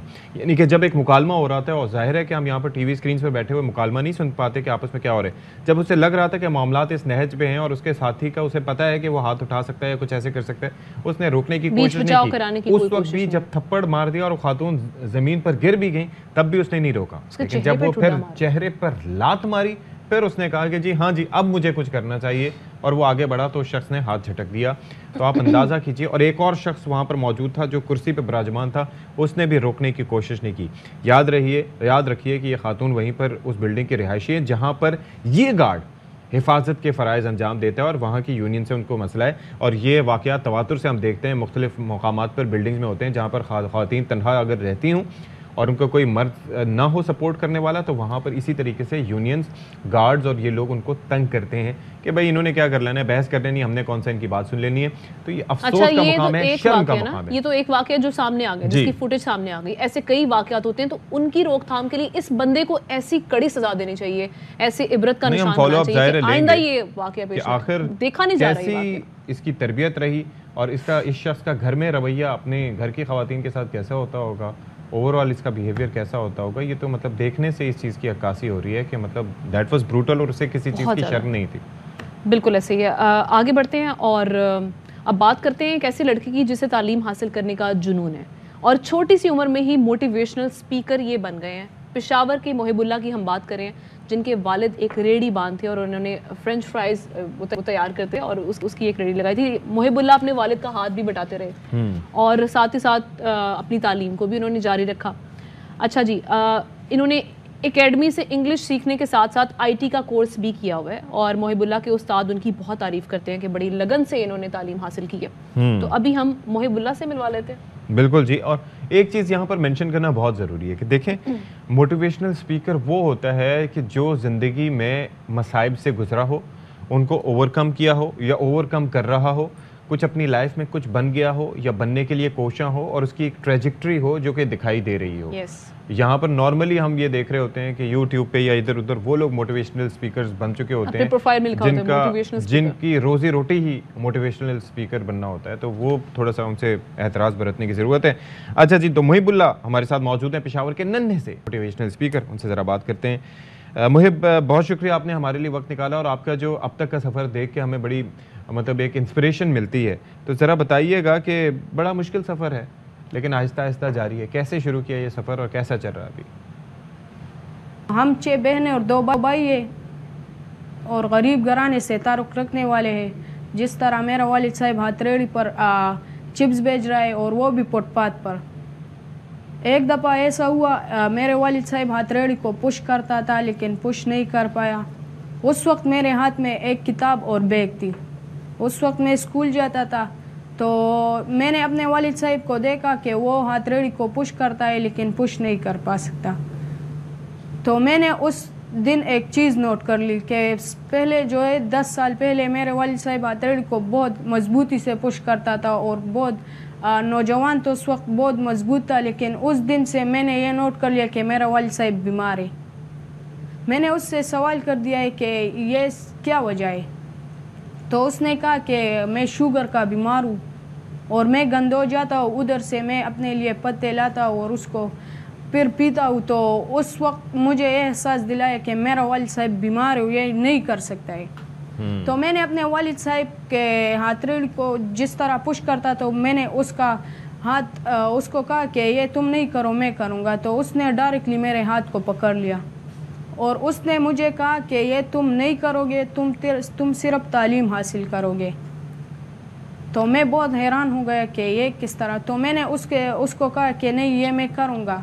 तो मैं हथेली को पुश कर दी और अपनी मंजिल तक पहुँचा दी और सारे दिन उसी के साथ गुजार ली। तो उस दिन मैंने अपने वालिद साहब में एक चीज़ नोट कर ली, वो हमेशा उस स्टूडेंट्स को देखता था, कोई स्कूल जाता था, कोई स्कूल से आता है और मेरा वालिद साहब जो है वो फुटपाथ पर चिप्स बेच रहा है स्कूल के सामने। तो वो उस दिन बहुत खफा हो गया और उसने कहा कि ये कैसे तुम करोगे कि तुम स्कूल नहीं जाते और मेरे साथ खड़े हो। तो मैंने अपने वालिद साहब को कहा कि मैं स्कूल भी जाऊंगा और आपके साथ यहाँ पर आकर हेल्प करूंगा। अच्छा मोहिब, ये बड़ी बात होती है कि जिस तरह से आपने अपने वालिद साहब का हाथ बटाया, आप में एहसास से जिम्मेदारी थी, लेकिन हम ये देखते हैं कि ऐसे बच्चे भी हैं, बल्कि हम ज़्यादातर बच्चों को देखते हैं कि तमाम वसाइल होने के बावजूद तालीम से थोड़ा दूरी भागते हैं, लेकिन आपने सारे घर का ये मामला ये संभालने के बावजूद तालीम के सिलसिले को भी जारी रखा। इसके पीछे कितनी सपोर्ट थी और ख़ुद से कैसे आपका दिल किया कि मैं तालीम को सिलसिले को आगे जारी रखना चाहिए, इसको लेके आगे बढ़ना चाहिए? इसकी सबसे बड़ी वजह ये थी कि मुझे ज़्यादा इंस्पिरेशन और मोटिवेशन हमाद साहब से मिली थी। उस वक्त मेरे भाई के साथ एक सिंपल मोबाइल था, उस वक्त मेरे भाई उस पर मोटिवेशनल वीडियोस देखते थे। तो एक दफ़ा हमाद साहब का लेक्चर देखते थे और उस पर हमाद साहब ने सॉफ्ट स्किल के बारे में कुछ इल्म दिया था कि सॉफ्ट स्किल क्या होता है और इंटरनेट के साथ कैसे कनेक्ट होगे। तो मैंने अपने वालिद साहब को कहा कि मुझे भी इस सॉफ्ट स्किल का दाखिला करवा दो। तो उसने मुझे डिफरेंट काइंड ऑफ इंस्टीट्यूट में ले गया और वो इतने हाई फीस बोलते थे कि हमारे बस की बात नहीं, और मेरे वालिद साहब इतने कमाता भी नहीं कि उसका फ़ीस दे। तो फिर मुझे the university of spoken English में लेकर आ गए और इधर मैंने इंग्लिश भी सीखी और अपने IT स्किल भी इम्प्रूव कर दिया। आजकल जो है मैं अमेरिका की सबसे बड़ी प्लेटफॉर्म जिसका नाम Udemy है, उस पर एज ए इंस्ट्रक्टर टीचिंग कर रहा हूँ और British Americans and all over the world's people I am teaching to them, I am as an instructor to them. तो ये इस तरह के मुझे हमाद साहब से इंस्पिरेशन मिली और मोटिवेशन मिली। अच्छा, अब ये बताइएगा कि ये बड़ा मुश्किल सफ़र आपका रहा, जाहिर है कि इट वाज़न्ट ईजी, तो ये मुश्किलात भी रही होंगी और जाहिर है कि तालीम का सिलसिला भी आप चाहते हैं कि आप जारी रखें, तो कब तक ये जारी रहेगा आपका तालीम का सिलसिला? और साथ ही ये बताएं कि आप बनना क्या चाहते हैं? मोटिवेशनल स्पीकर तो आप अभी हैं, मेहनत आप अभी भी कर रहे हैं, लेकिन फ्यूचर ड्रीम्स क्या हैं आपके? मैंने सब तालीम क्लास 1 से लेकर क्लास 10 तक मैं गवर्नमेंट स्कूल में पढ़ता था और सारे क्लासों में फर्स्ट पोजीशन लिए और 9th क्लास में 550 में से 501 मार्क लिए, जिसका ग्रेड A है। अच्छा मोहिब, और साथ ही साथ ये बताइएगा कि ये तमाम मामलात को आप मैनेज कैसे करते हैं, क्योंकि मैनेजमेंट जो है वो एक आर्ट है। बिल्कुल, मैनेजमेंट एक आर्ट है, तो फिर काम के साथ तालीम को मैनेज करना बड़ा मुश्किल होगा। हम चाहते हैं आप शेयर करें ताकि जो देखने वाले लोग हैं जो मैनेज करना चाहते हैं उनको पता चले। मैंने अपने लिए एक शेड्यूल बनाया है, मैं हर चीज़ वक्त पर करता हूँ। मैंने ये शेड्यूल बनाया कि इस वक्त पर मैं ये करूँगा, जबकि मैं सुबह उठता हूँ, नमाज करता हूँ, उसके बाद ब्रेकफास्ट लेता हूँ और स्कूल जाता हूँ। उसके बाद मैं स्कूल से जब 2 बजे आता हूँ तो अपने वालिद साहब के साथ खड़े होकर चिप्स उसके साथ बेचता हूँ, और जब चिप्स बेचने के बाद अपने यूनिवर्सिटी ऑफ स्पोकन इंग्लिश में यहाँ आकर अपने सॉफ्ट स्किल को भी इम्प्रूव कर रहा हूँ। और उसके बाद मैं अपने घर को जाता हूँ और उधर स्टूडेंट्स गरीब लोगों को फ्री इंग्लिश लैंग्वेज सिखाता हूँ। कमाल है जी मुहिब, हमारी बहुत सी दुआएं, नेक तमन्नाएं आपके साथ मौजूद हैं। आप बहुत कम उम्र हैं अभी भी, लेकिन आपके अंदर जो जज्बा है, जो सिंपैथी और एम्पैथी और एक आपके अंदर एहसास है कि हाँ जी मुझे हाथ बटाना है अपने वालिद का और एहसास ज़िम्मेदारी है, तो अल्लाह ताला इसको यूं ही बरकरार रखे और आपके वालिद को भी सेहत। अच्छा, एक चीज़ आपने नोटिस की है, उनकी हर बात से एक पैगाम मिल रहा है, वो चाहे एहसास ज़िम्मेदारी हो, वो फिर चाहे तालीम का जुनून हो, या फिर जो जिस तरह से हम बात कर रहे थे कि वो किस तरह से दोनों चीज़ों को साथ लेकर चल रहे हैं। और साथ ही साथ जो देखने वाले बच्चे हैं उनको भी ये ख्याल करना चाहिए। अच्छा, हम अपने बच्चों को इतना पैम्पर कर देते हैं कि उनको एहसास ही नहीं रहता, अंदाजा ही नहीं होता। हाँ, कि जो उनको इतने प्रिविलेज्ड हैं वो उनको उन प्रिविलेजेस का एहसास नहीं रहता। सो मेरे ख्याल में बच्चों को अंदर ही एहसास पैदा करने के लिए उनको बताना ज़रूरी है कि किस तरह से चीज़ें जो है वो आसान नहीं होती, उनको जो सारी तमाम वसाइल दिए जा रहे हैं तो वो उसके पीछे कितनी मेहनत है। बिल्कुल जी। अब ज़रा हम फिर से बेसिकली ये बड़ा इंपॉर्टेंट है, हमने आपको एक ज़रा सा एक स्टोरी के से मुतालिक बताया था कि दो भाई थे जो कि यतीम खाने में जिनकी परवरिश हुई थी, जिनको परवान चढ़ाया गया था। अब वहाँ पर सिलसिला ये हुआ कि उनमें से एक भाई ने माशाल्लाह से एमफिल किया और दूसरे भाई जो है वो माला से पढ़ने लिखने के बाद आर्मी में, पाक फ़ौज में अपने फ़राइज़ अंजाम दे रहे हैं बड़े ज़बरदस्त अंदाज से।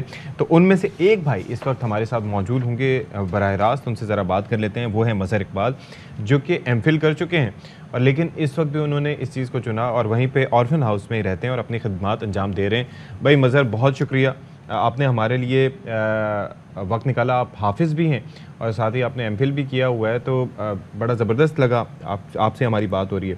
तो ये ज़रा हमारे से अपनी कहानी शेयर कीजिएगा, हमारे नाज़रीन से वो भी सुनना चाहेंगे कि कैसे आप वहाँ तक पहुँचे यतीम खाने तक और उसके बाद से आप दोनों भाइयों का सफ़र कैसा रहा।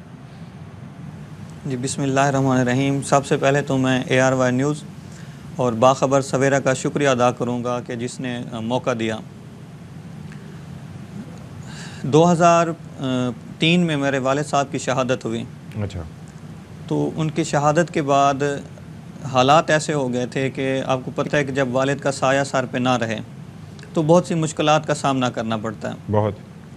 तो हज़ूर शेखुल इस्लाम प्रोफेसर डॉक्टर मोहम्मद ताहिर कादरी और तहरीक मिनहाजुल कुरान की तरफ से आगोश ऑर्फन केयर होम के नाम से एक इदारा कायम किया गया कि जिसमें ऐसे तलबा जिनके वालिद का साया उनके सर पर नहीं, उनको लिया जाए और उनकी तालीम और तरबियत की जाए। तो 2007 में मैं आगोश में आया और अपना तालीमी कैरियर का आगाज़ 2007 से शुरू किया। मैंने यहाँ हिफ़्ज़ किया, मिडल किया, मैट्रिक हुआ, इंटर, बैचलर, मास्टर और अब अल्हम्दुलिल्लाह एमफिल मेरा कंप्लीट हो चुका है।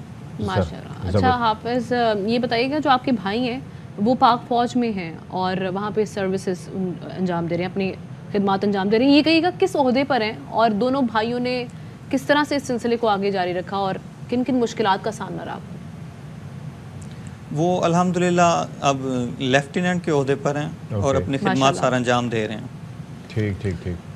जब हम यहाँ पे आए और हालात इस तरह के थे तो हमें मोटिवेशन मिली कि एक शेल्टर मुयस्सर आ गया है। आगोश ऑर्फन केयर होम रिवायती इदारों से मुख्तलिफ था, अपनी हैसियत का मुनफरिद और एक अलग इदारा इस सेंस में कि एक यतीम खाना नहीं, ये एक घर है। ऐसा घर जिसमें माँ की ममता भी है और बाप की शफ़क़त भी है, जिसमें तालीम के साथ तरबियत भी है। और ये एजुकेशन बेस्ड सिस्टम जस्ट ऐसे तलबा को शेल्टर प्रोवाइड करना इसका मकसद नहीं, बल्कि उनको तालीम देना, शऊर देना, उनकी किरदार साजी करना, उनके अखलाक को बेहतर बनाना और इस मुल्क को मिल्लत का कारआमद शहरी बनाना।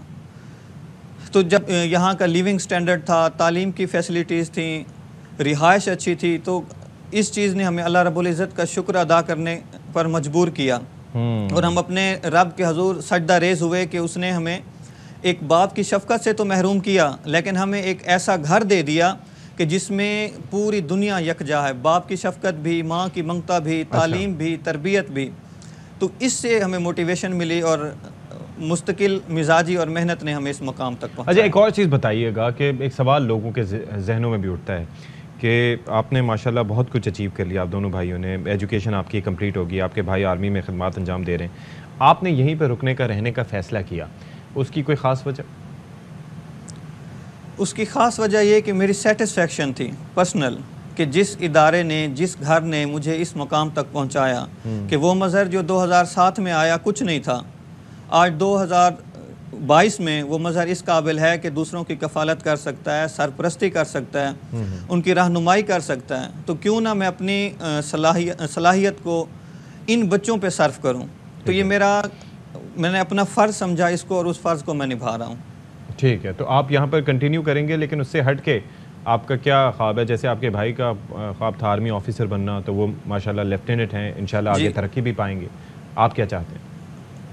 जी, इन फ्यूचर अल्हम्दुलिल्लाह मैं अपने शहर वापस जाऊंगा और वहाँ पे इस तरह का एक कॉम्प्लेक्स बनाने का, चैरिटी कॉम्प्लेक्स बनाने का इदारा रखता हूँ कि माशरे के वो नादार बच्चे, वो यतीम बच्चे या वो ऐसे बच्चे जो अपनी तालीम जारी नहीं रख सकते या किसी भी वजह से वो तालीम से कट ऑफ हैं, तो उनकी तालीम के साथ तरबियत और उनको एक अच्छा शहरी बनाना, ठीक है, और उनके अखलाक और किरदार को बेहतर बनाना। यानी इस आप चीज़ पर मैं इंशाल्लाह से खुद गुजरे हैं तो आप उस दर्द को बड़े अच्छे से महसूस कर सकते हैं और यही काम आप आगे कंटिन्यू करना चाहते हैं। बहुत शुक्रिया, हाफिज़ मज़हर इकबाल साहब मेरे साथ मौजूद थे और बड़ी मोटिवेशन मिलती है ऐसे लोगों से बात करने के बाद। बड़े अच्छे ऐसे लोग जो आगे बढ़ते हैं, उसके बाद ऑब्वियसली फिर उसके बाद आप आगे जाके सर्व भी करते हैं, तो ये बहुत ज़रूरी है कि आप जिस चीज़ से गुजरे हो, जिस तकलीफ से गुजरे हो, उसका एहसास करते हुए फिर आप वही काम आगे कंटिन्यू हाँ जी, आप नहीं चाहते कि दूसरों को भी इसका सामना करना पड़े।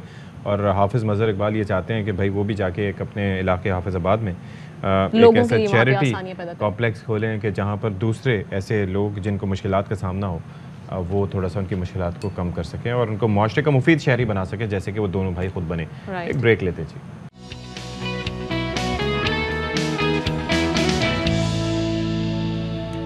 ऑलराइट जी, एक ब्रेकिंग न्यूज़ आपसे ज़रा शेयर करेंगे यहाँ पर कि पिम्स की 12 रुकनी डॉक्टर्स की टीम लसबेला पहुँच गई है। ये Pakistan institute of medical sciences, ये इस्लामाबाद में वाक़ एक बड़ा हॉस्पिटल है और यहाँ पर महकमा सेहत लसबेला के ताउन से ओथल और लाखड़ा में एक रोज़ा फ्री मेडिकल कैंप लगाया जाएगा और तर्जुमान वजारत सेहत के मुताबिक डॉक्टर्स की टीम में general physician, general surgeon, neuro surgeon, orthopaedic surgeon और दीगर शामिल हैं। इसकी मज़ीद तफसीलात मालूम करते हैं। जहांगीर खान हमारे साथ मौजूद है। जहांगीर, बताइएगा।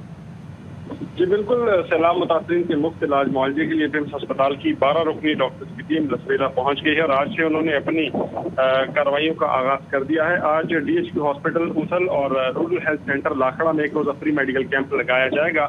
इस जो टीम रवाना की गई है, इसमें general physician, general surgeon, neuro surgeon, orthopaedic समेत दीगर जो शोबे हैं उनके डॉक्टर्स शामिल हैं, जो मरीजों का न सिर्फ मुफ्त इलाज मुआवजा करेंगे बल्कि उनको फ्री अद्वियात भी फराहम की जाएंगी। तर्जुमान वजारत सेहत के मुताबिक डॉक्टर्स की टीमों ने आवाम को तिब्बी सहूलियात फराहम करने के जो सिलसिले का आगाज किया है, ये आइंदा चंद रोज के दौरान जारी रहेगा और आशूरा के फौरन बाद अद्वियात की दूसरी बड़ी खेप बलूचिस्तान रवाना की जाएगी। अच्छा जहांगीर, एक चीज़ ज़रा यहाँ पर बताइएगा कि अब जाहिर है कि काफ़ी मेहनत और एफर्ट से टीम ये यहाँ पर पहुँचेगी, तो इसके बाद ये वापस इस्लामाबाद जाएंगे यहीं से होके या उसके बाद दूसरे इलाकों का भी रुख करेंगे?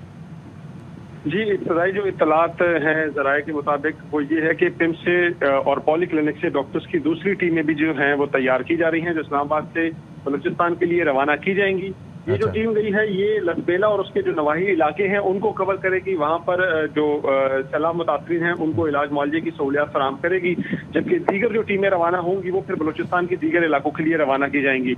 इस जो टीम इस वक्त लसबेला में मौजूद है, इसमें एक डॉक्टर हैं, डॉक्टर फैज अचकजई, जिनका ताल्लुक चमन से है। उनसे हमारी बात हुई है तो उन्होंने इस बात की तस्दीक की है कि इब्तदाई तौर पर ये टीमें लसबेला और इसके नवाही इलाकों में रहेंगी, लेकिन उसके बाद जब यहाँ पर हालात कंट्रोल में आ जाएंगे, पेशेंट्स को जो यहाँ से मुतासरा हैं उनको इलाज मुआवजे की सहूलत फराहम कर दी जाएगी। उसके बाद फिर ये दीगर जो नवाही इलाके हैं उनका रुख करेगी और यू टीम आगे मुसलसल बढ़ती चली जाएगी। बहुत शुक्रिया जहांगीर, आपने हमें तफसीलात दी। चलें जी, एक और खबर आपसे शेयर करते हैं। फवाद चौधरी साहब ने ट्वीट किया है, उन्होंने कहा कि 24 अरब का मुल्जिम हमजा शहबाज लंदन फरार करा दिया गया। PTI रहनुमा फवाद चौधरी ने ट्वीट करते हुए लिखा है कि 2 करोड़ की तहकीकात के लिए FIA की 5 टीमें तरतीब दी गईं। शहबाज शरीफ एंड कंपनी कौम को बेवकूफ़ समझते हैं। मुहर्रम के बाद 25 मई के मुल्जिमान का एहतसाब शुरू होगा। कौम हकीकी आज़ादी जिदोजहद के आखिरी मरहले की तैयारी करे। अच्छा जी, तो अब ज़रा तस्करा कर लेते हैं। जश्न आज़ादी की तैयारियां हम देख रहे हैं ओवरऑल जारी हैं और इसके लिए अरेंजमेंट्स किए जा रहे हैं, यानी कि झंडियाँ खरीदी जा रही हैं, कौमी परचम खरीदे जा रहे हैं। सिलसिला यहीं तक महदूद नहीं है बल्कि लाइटिंग वगैरह भी उसके लिए की जा रही है। वैसे बिजली बचाइए अपने लिए, कौम के लिए, लेकिन साथ ही साथ लिबास खरीद रहे हैं लोग, जूते खरीद रहे हैं, मतलब जो हो पा रहा है जो कुछ हो सकता वो कर रहे हैं। तो गुजरांवाला भी जो कि पहलवानों का शहर है वो किसी से पीछे नहीं है, वहाँ पर भी अरेंजमेंट्स भरपूर तरीके से जारी हैं। तो ऐसे में रिपोर्ट तैयार की है वहाँ से गुलाम फरीद ने, सर आपको दिखाते हैं। जश्न आज़ादी के हवाले से यहाँ गुजरांवाला उर्दू बाजार में जोशो खरोश काबिल दीद है। यहाँ पर छोटे बड़े और खवातीन शॉपिंग में मसरूफ है। यहाँ पर पाकिस्तानी परचम खरीदे जा रहे हैं। इसके अलावा यहाँ पर कैप्स हैं और मुख्तलिफ जो बैज हैं वो यहाँ मौजूद हैं। और मेरे साथ इस वक्त एक बच्चा मौजूद है जो खरीदारी में मसरूफ है। हम इससे पूछते हैं, जी बेटा बताइएगा क्या खरीदा आपने और कैसा मनाएंगे आप? जी मैं अपनी मामा के साथ आया हूँ। यहाँ पे हम चीज़ें ले रहे हैं, झंडिया भी लेनी है, झंडा भी लेना है। 25/14 अगस्त के बाद से हम चीज़ें लेनी है, तो 14 अगस्त खूब 2010 बजे से मनाएंगे। मैं यहाँ बाज़ार में वैसे शॉपिंग करने के लिए आया हूँ इंडिपेंडेंस डे के लिए। कुछ चीज़ें खरीदनी है जैसे कि झंडे फ्लैग्स वगैरह हो गए, उसके अलावा बैजेस वगैरह, ब्रेसलेट्स वगैरह छोटी सिस्टर के लिए भी, क्योंकि इंडिपेंडेंस डे है हमारा, इसको सेलिब्रेट करना हमारा फ़र्ज़ है, क्योंकि हमारे बड़ों ने इसे बड़ी मुसीबतों से और बड़ी कुर्बानियों से हासिल किया है। 14 अगस्त के लिए आया हूँ बाज़ार पापा के साथ शॉपिंग करने के लिए। मैंने झंडे भी ले लिए हैं, झंडियाँ भी ले ली हैं और भी बहन भाई का भी ले लिया है।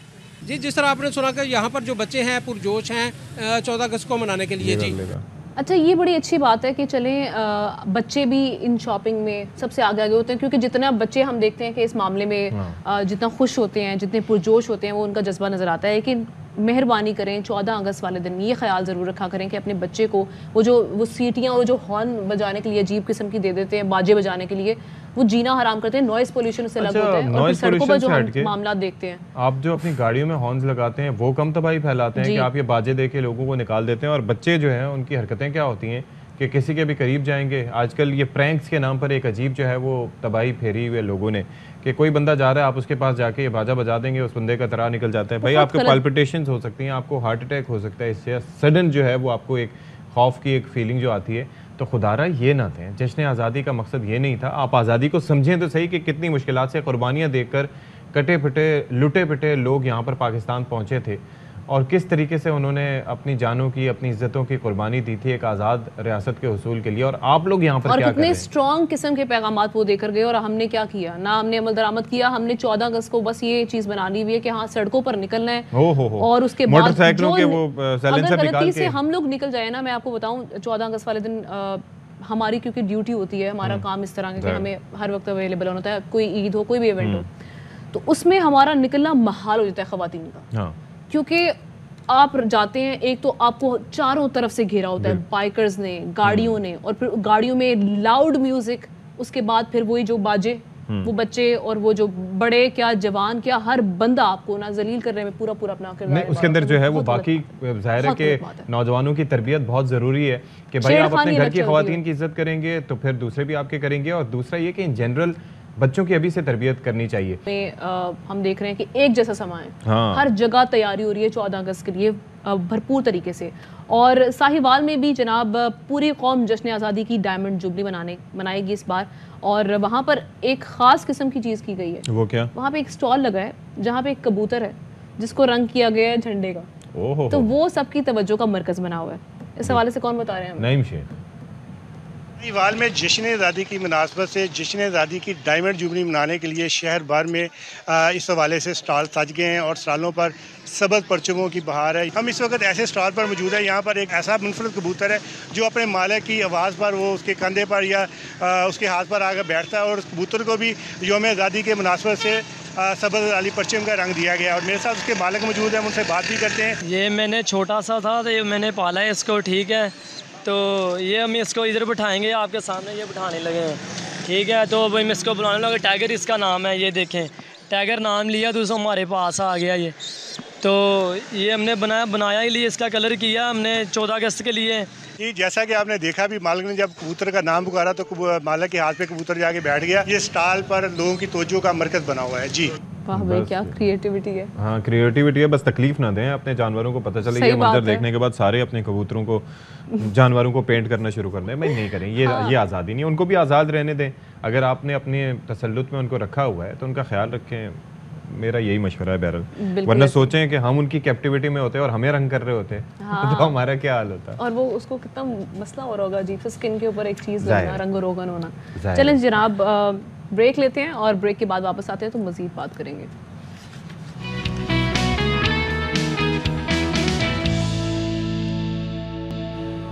अच्छा जी, अब ये है भाई कि सैलाब ज़दगान के मुतासरीन जो ज़ाहिर है कि जो मुतासर हैं इनसे उनकी मुसीबतें बहुत ज़्यादा हैं और ज़ाहिर है उसके लिए एक प्लानिंग और एक मैनेजमेंट की ज़रूरत है।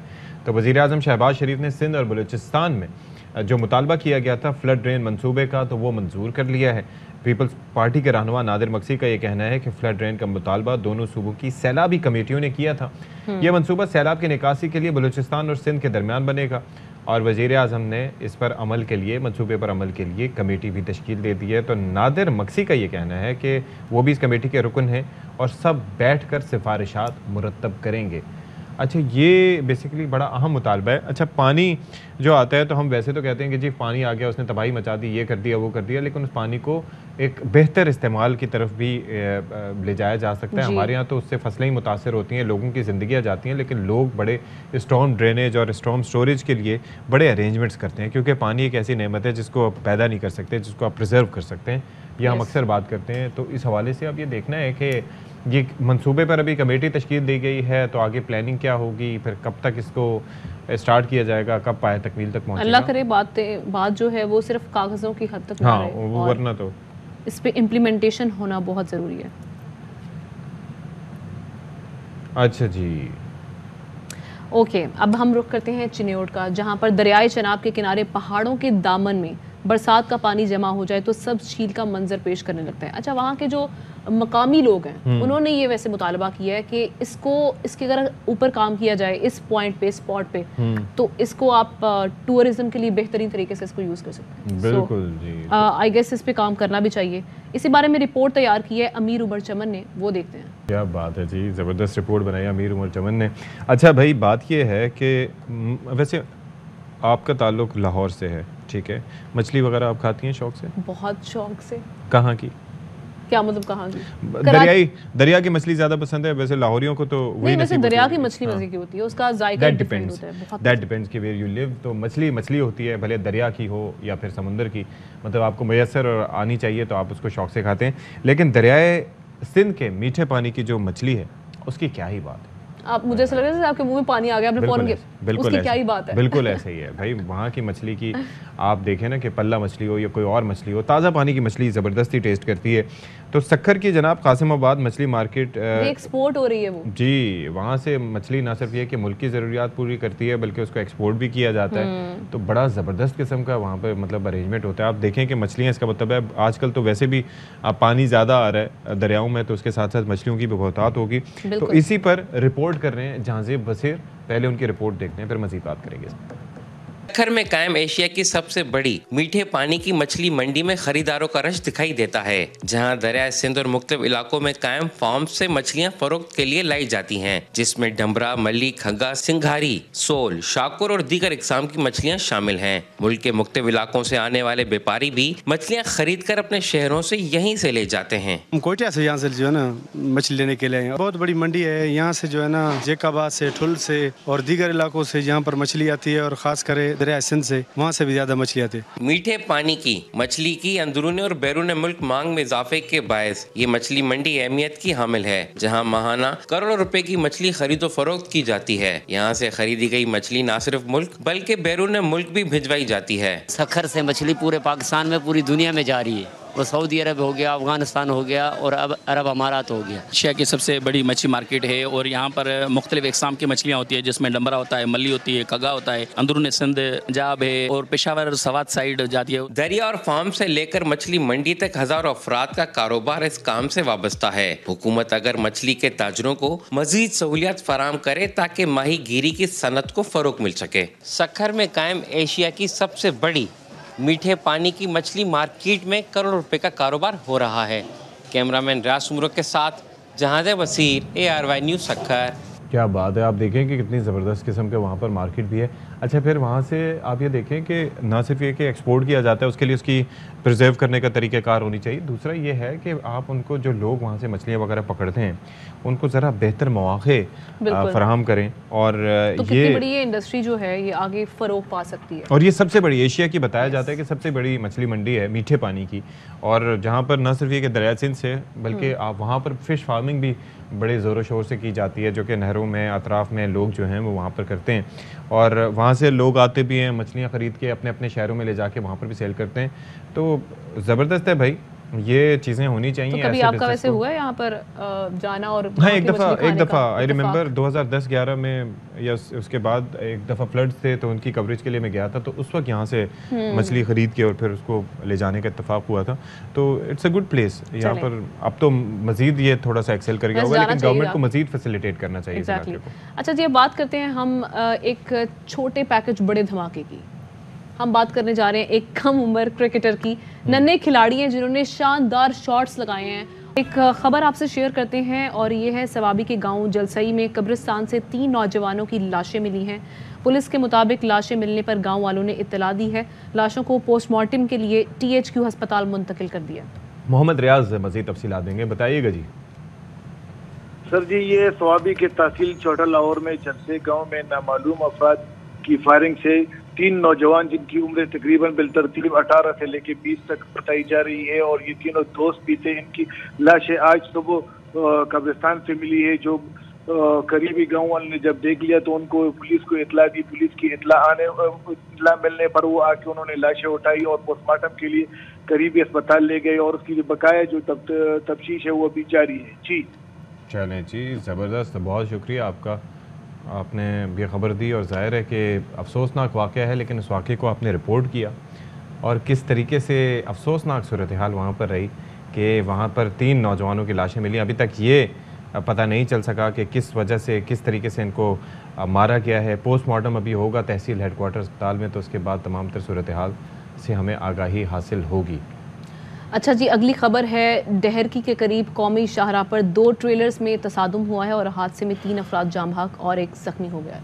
अच्छा जी, तो इस वाक़े पर आमिर चन्ना हमें तफसीलात देंगे, और उन्हें हम कोशिश करें कि उनसे रब्ता कर सकें। आप ये देखें कि ये कितना अंदोहनाक ये एक्सीडेंट हुआ है, और ये तेज़ रफ्तारी की ही ऐसे हादसात की कोई ना कोई वजह होती है, और इनके जो अफराद यहाँ पर 2 ट्रेलर्स में तसादुम हुआ है, और आप ये देखें कि तेज़ रफ्तारी के बायस ये होगा, और उसके नतीजे में ये 3 अफराद अपनी ज़िंदगी की बाजी हार गए हैं, 1 ज़ख्मी हुआ है, और कितनी तबाही के मनाज़र हैं यहाँ पर आप देख सकते हैं कौमी शाहराह पर, कि बमुश्किल लोग अपनी मदद आपके तहत ये यहाँ पर किसी तरीके से ज़ख्मियों को निकालने की, और जो लोग अपनी ज़िंदगी की बाजी हारे हैं उनके शनाख्ती कार्ड भी यहाँ पर जारी किए गए हैं, ताकि जो उनके प्यारे हैं वो देख सकें, उनका पता चलाया जा सके कि कहाँ से उनका ताल्लुक़ था। अच्छा जनाब, जिस तरह से हम पहले बात करते रहे थे, इस साल के आगाज़ में मुझे याद है कि फरवरी मार्च में लंपी डिजीज़ जो थी वो बहुत उरूज पर थी उस वक्त, बहुत ज़्यादा, और ख़ास तौर पे सिंध में इसका बड़ा ज़्यादा हम देख रहे थे कि इफेक्ट था।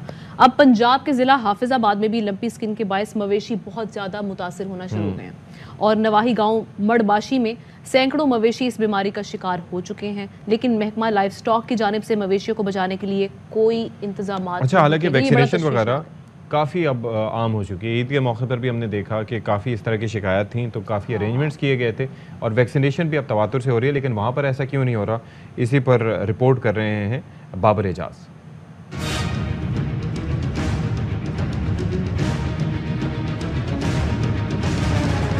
लंपी स्किन से इस वक्त हाफिजाबाद का ज़िला बुरी तरह मुतासिर हो रहा है। यहाँ पे नवाही गांव मड़बाशी में 400 से ज़्यादा जानवर इस बीमारी का शिकार हैं। सैकड़ों जानवर हलाक हो चुके हैं। देहातियों ने बताया कि महकमा लाइफ स्टॉक की जानिब से बेअसर वैक्सीन इस्तेमाल की जा रही है। उन्होंने हमारे माल को वैक्सीन की, लेकिन उसका बिल्कुल कोई फायदा नहीं हुआ। 1 माह बाद तमाम मवेशियों को लंबी स्किन आ गई है। उस बीमारी के बायस जानवरों की हलाकत में तशवीशनाक हद तक इजाफा हो गया है। जरूरत इस अमर की है कि महकमा लाइफ स्टॉक को अपनी जिम्मेदारियां पूरी करनी चाहिए, ताकि जानवरों की जिंदगी को बचाया जा सके। कैमरामैन टीम के साथ बाबर एजाज, ARV न्यूज़, हाफिजाबाद। अच्छा, इसकी जो वैक्सीनेशन की भी तो बात हुई थी ना, वो कहाँ तक पहुँची? अगर वैक्सीनेशन होती तो ये मामला असल में कुछ लोग वैक्सीनेशन करवाते हैं, लेकिन उसके बावजूद हो रहा होता है। दूसरा, फैलने के तरीक़ेकार काफ़ी हैं, मतलब चारे के ज़रिए भी, कॉन्टेमिनेटेड चारे के ज़रिए भी फैल सकता है, मच्छर मक्खियाँ अगर हों उनके ज़रिए भी फैल सकता है।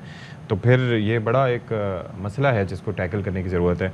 तो भाई बात ये है कि एहतियात कीजिए, ज़िंदगी बहुत कीमती है, और इससे हट के भी आप ये देखें कि जो भी आपके मामलात हों उनको बड़े एहतियात के साथ अंजाम दें। और अभी मुहर्रम अल हराम में जिस तरह से हम शुरू में आपसे कह रहे थे कि अगर कोई ज़रूरत नहीं, कोई काम नहीं है, तो वैसे घर से निकलने से आप गुरेज करें। बारिश भी हो सकती है तो उसके नतीजे में भी आपको बड़ी एहतियात। और दूसरा कोरोना भी है और सिचुएशन बेशक corona is on the rise again. Exactly. और अगर लोगों को ये लगता है कि कोरोना से सिचुएशन जो है अब उतनी ख़राब नहीं होती आपकी तबीयत, लेकिन ये देखें कि अगर सोशल डिस्टेंसिंग नहीं करेंगे, ये मर्ज़ जो है अगर आप उसे बच भी रहे हैं, अगर आप ये समझ रहे हैं कि उसे डेथ नहीं हो रही, लेकिन आपको अंदर से खोखला कर देता है। लिटरली ऐसा है कि आपको इतना कमज़ोर कर देता है। और दूसरा आपके घर में बुजुर्ग भी होते हैं, आपकी हो सकता है इम्यूनिटी अच्छी हो, उनकी ना हो, तो उनको मुतासिर कर सकता है। तो शाद रहिए, आबाद रहिए, अपना ख्याल रखिएगा। अल्लाह ने कहा। अल्लाह हाफ़िज़।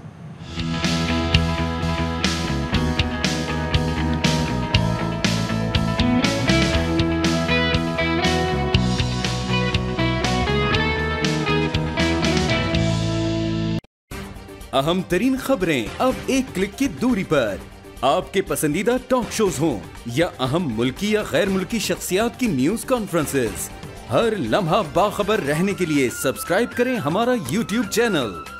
मौसम की सूरत हाल हो या खेल के मैदान से खबरें, अपने मोबाइल फोन से मुल्की और बैनुल अक़वामी अहम खबरों तक रसाई के लिए डाउनलोड कीजिए मोबाइल ऐप। बावसूख ज़राए से मुसद्दिका खबरों, तज्ज़ियों और तबसरों से मुस्तफ़ीद होने के लिए विजिट कीजिए पाकिस्तान की सबसे बड़ी न्यूज वेबसाइट www.arYnews.tv।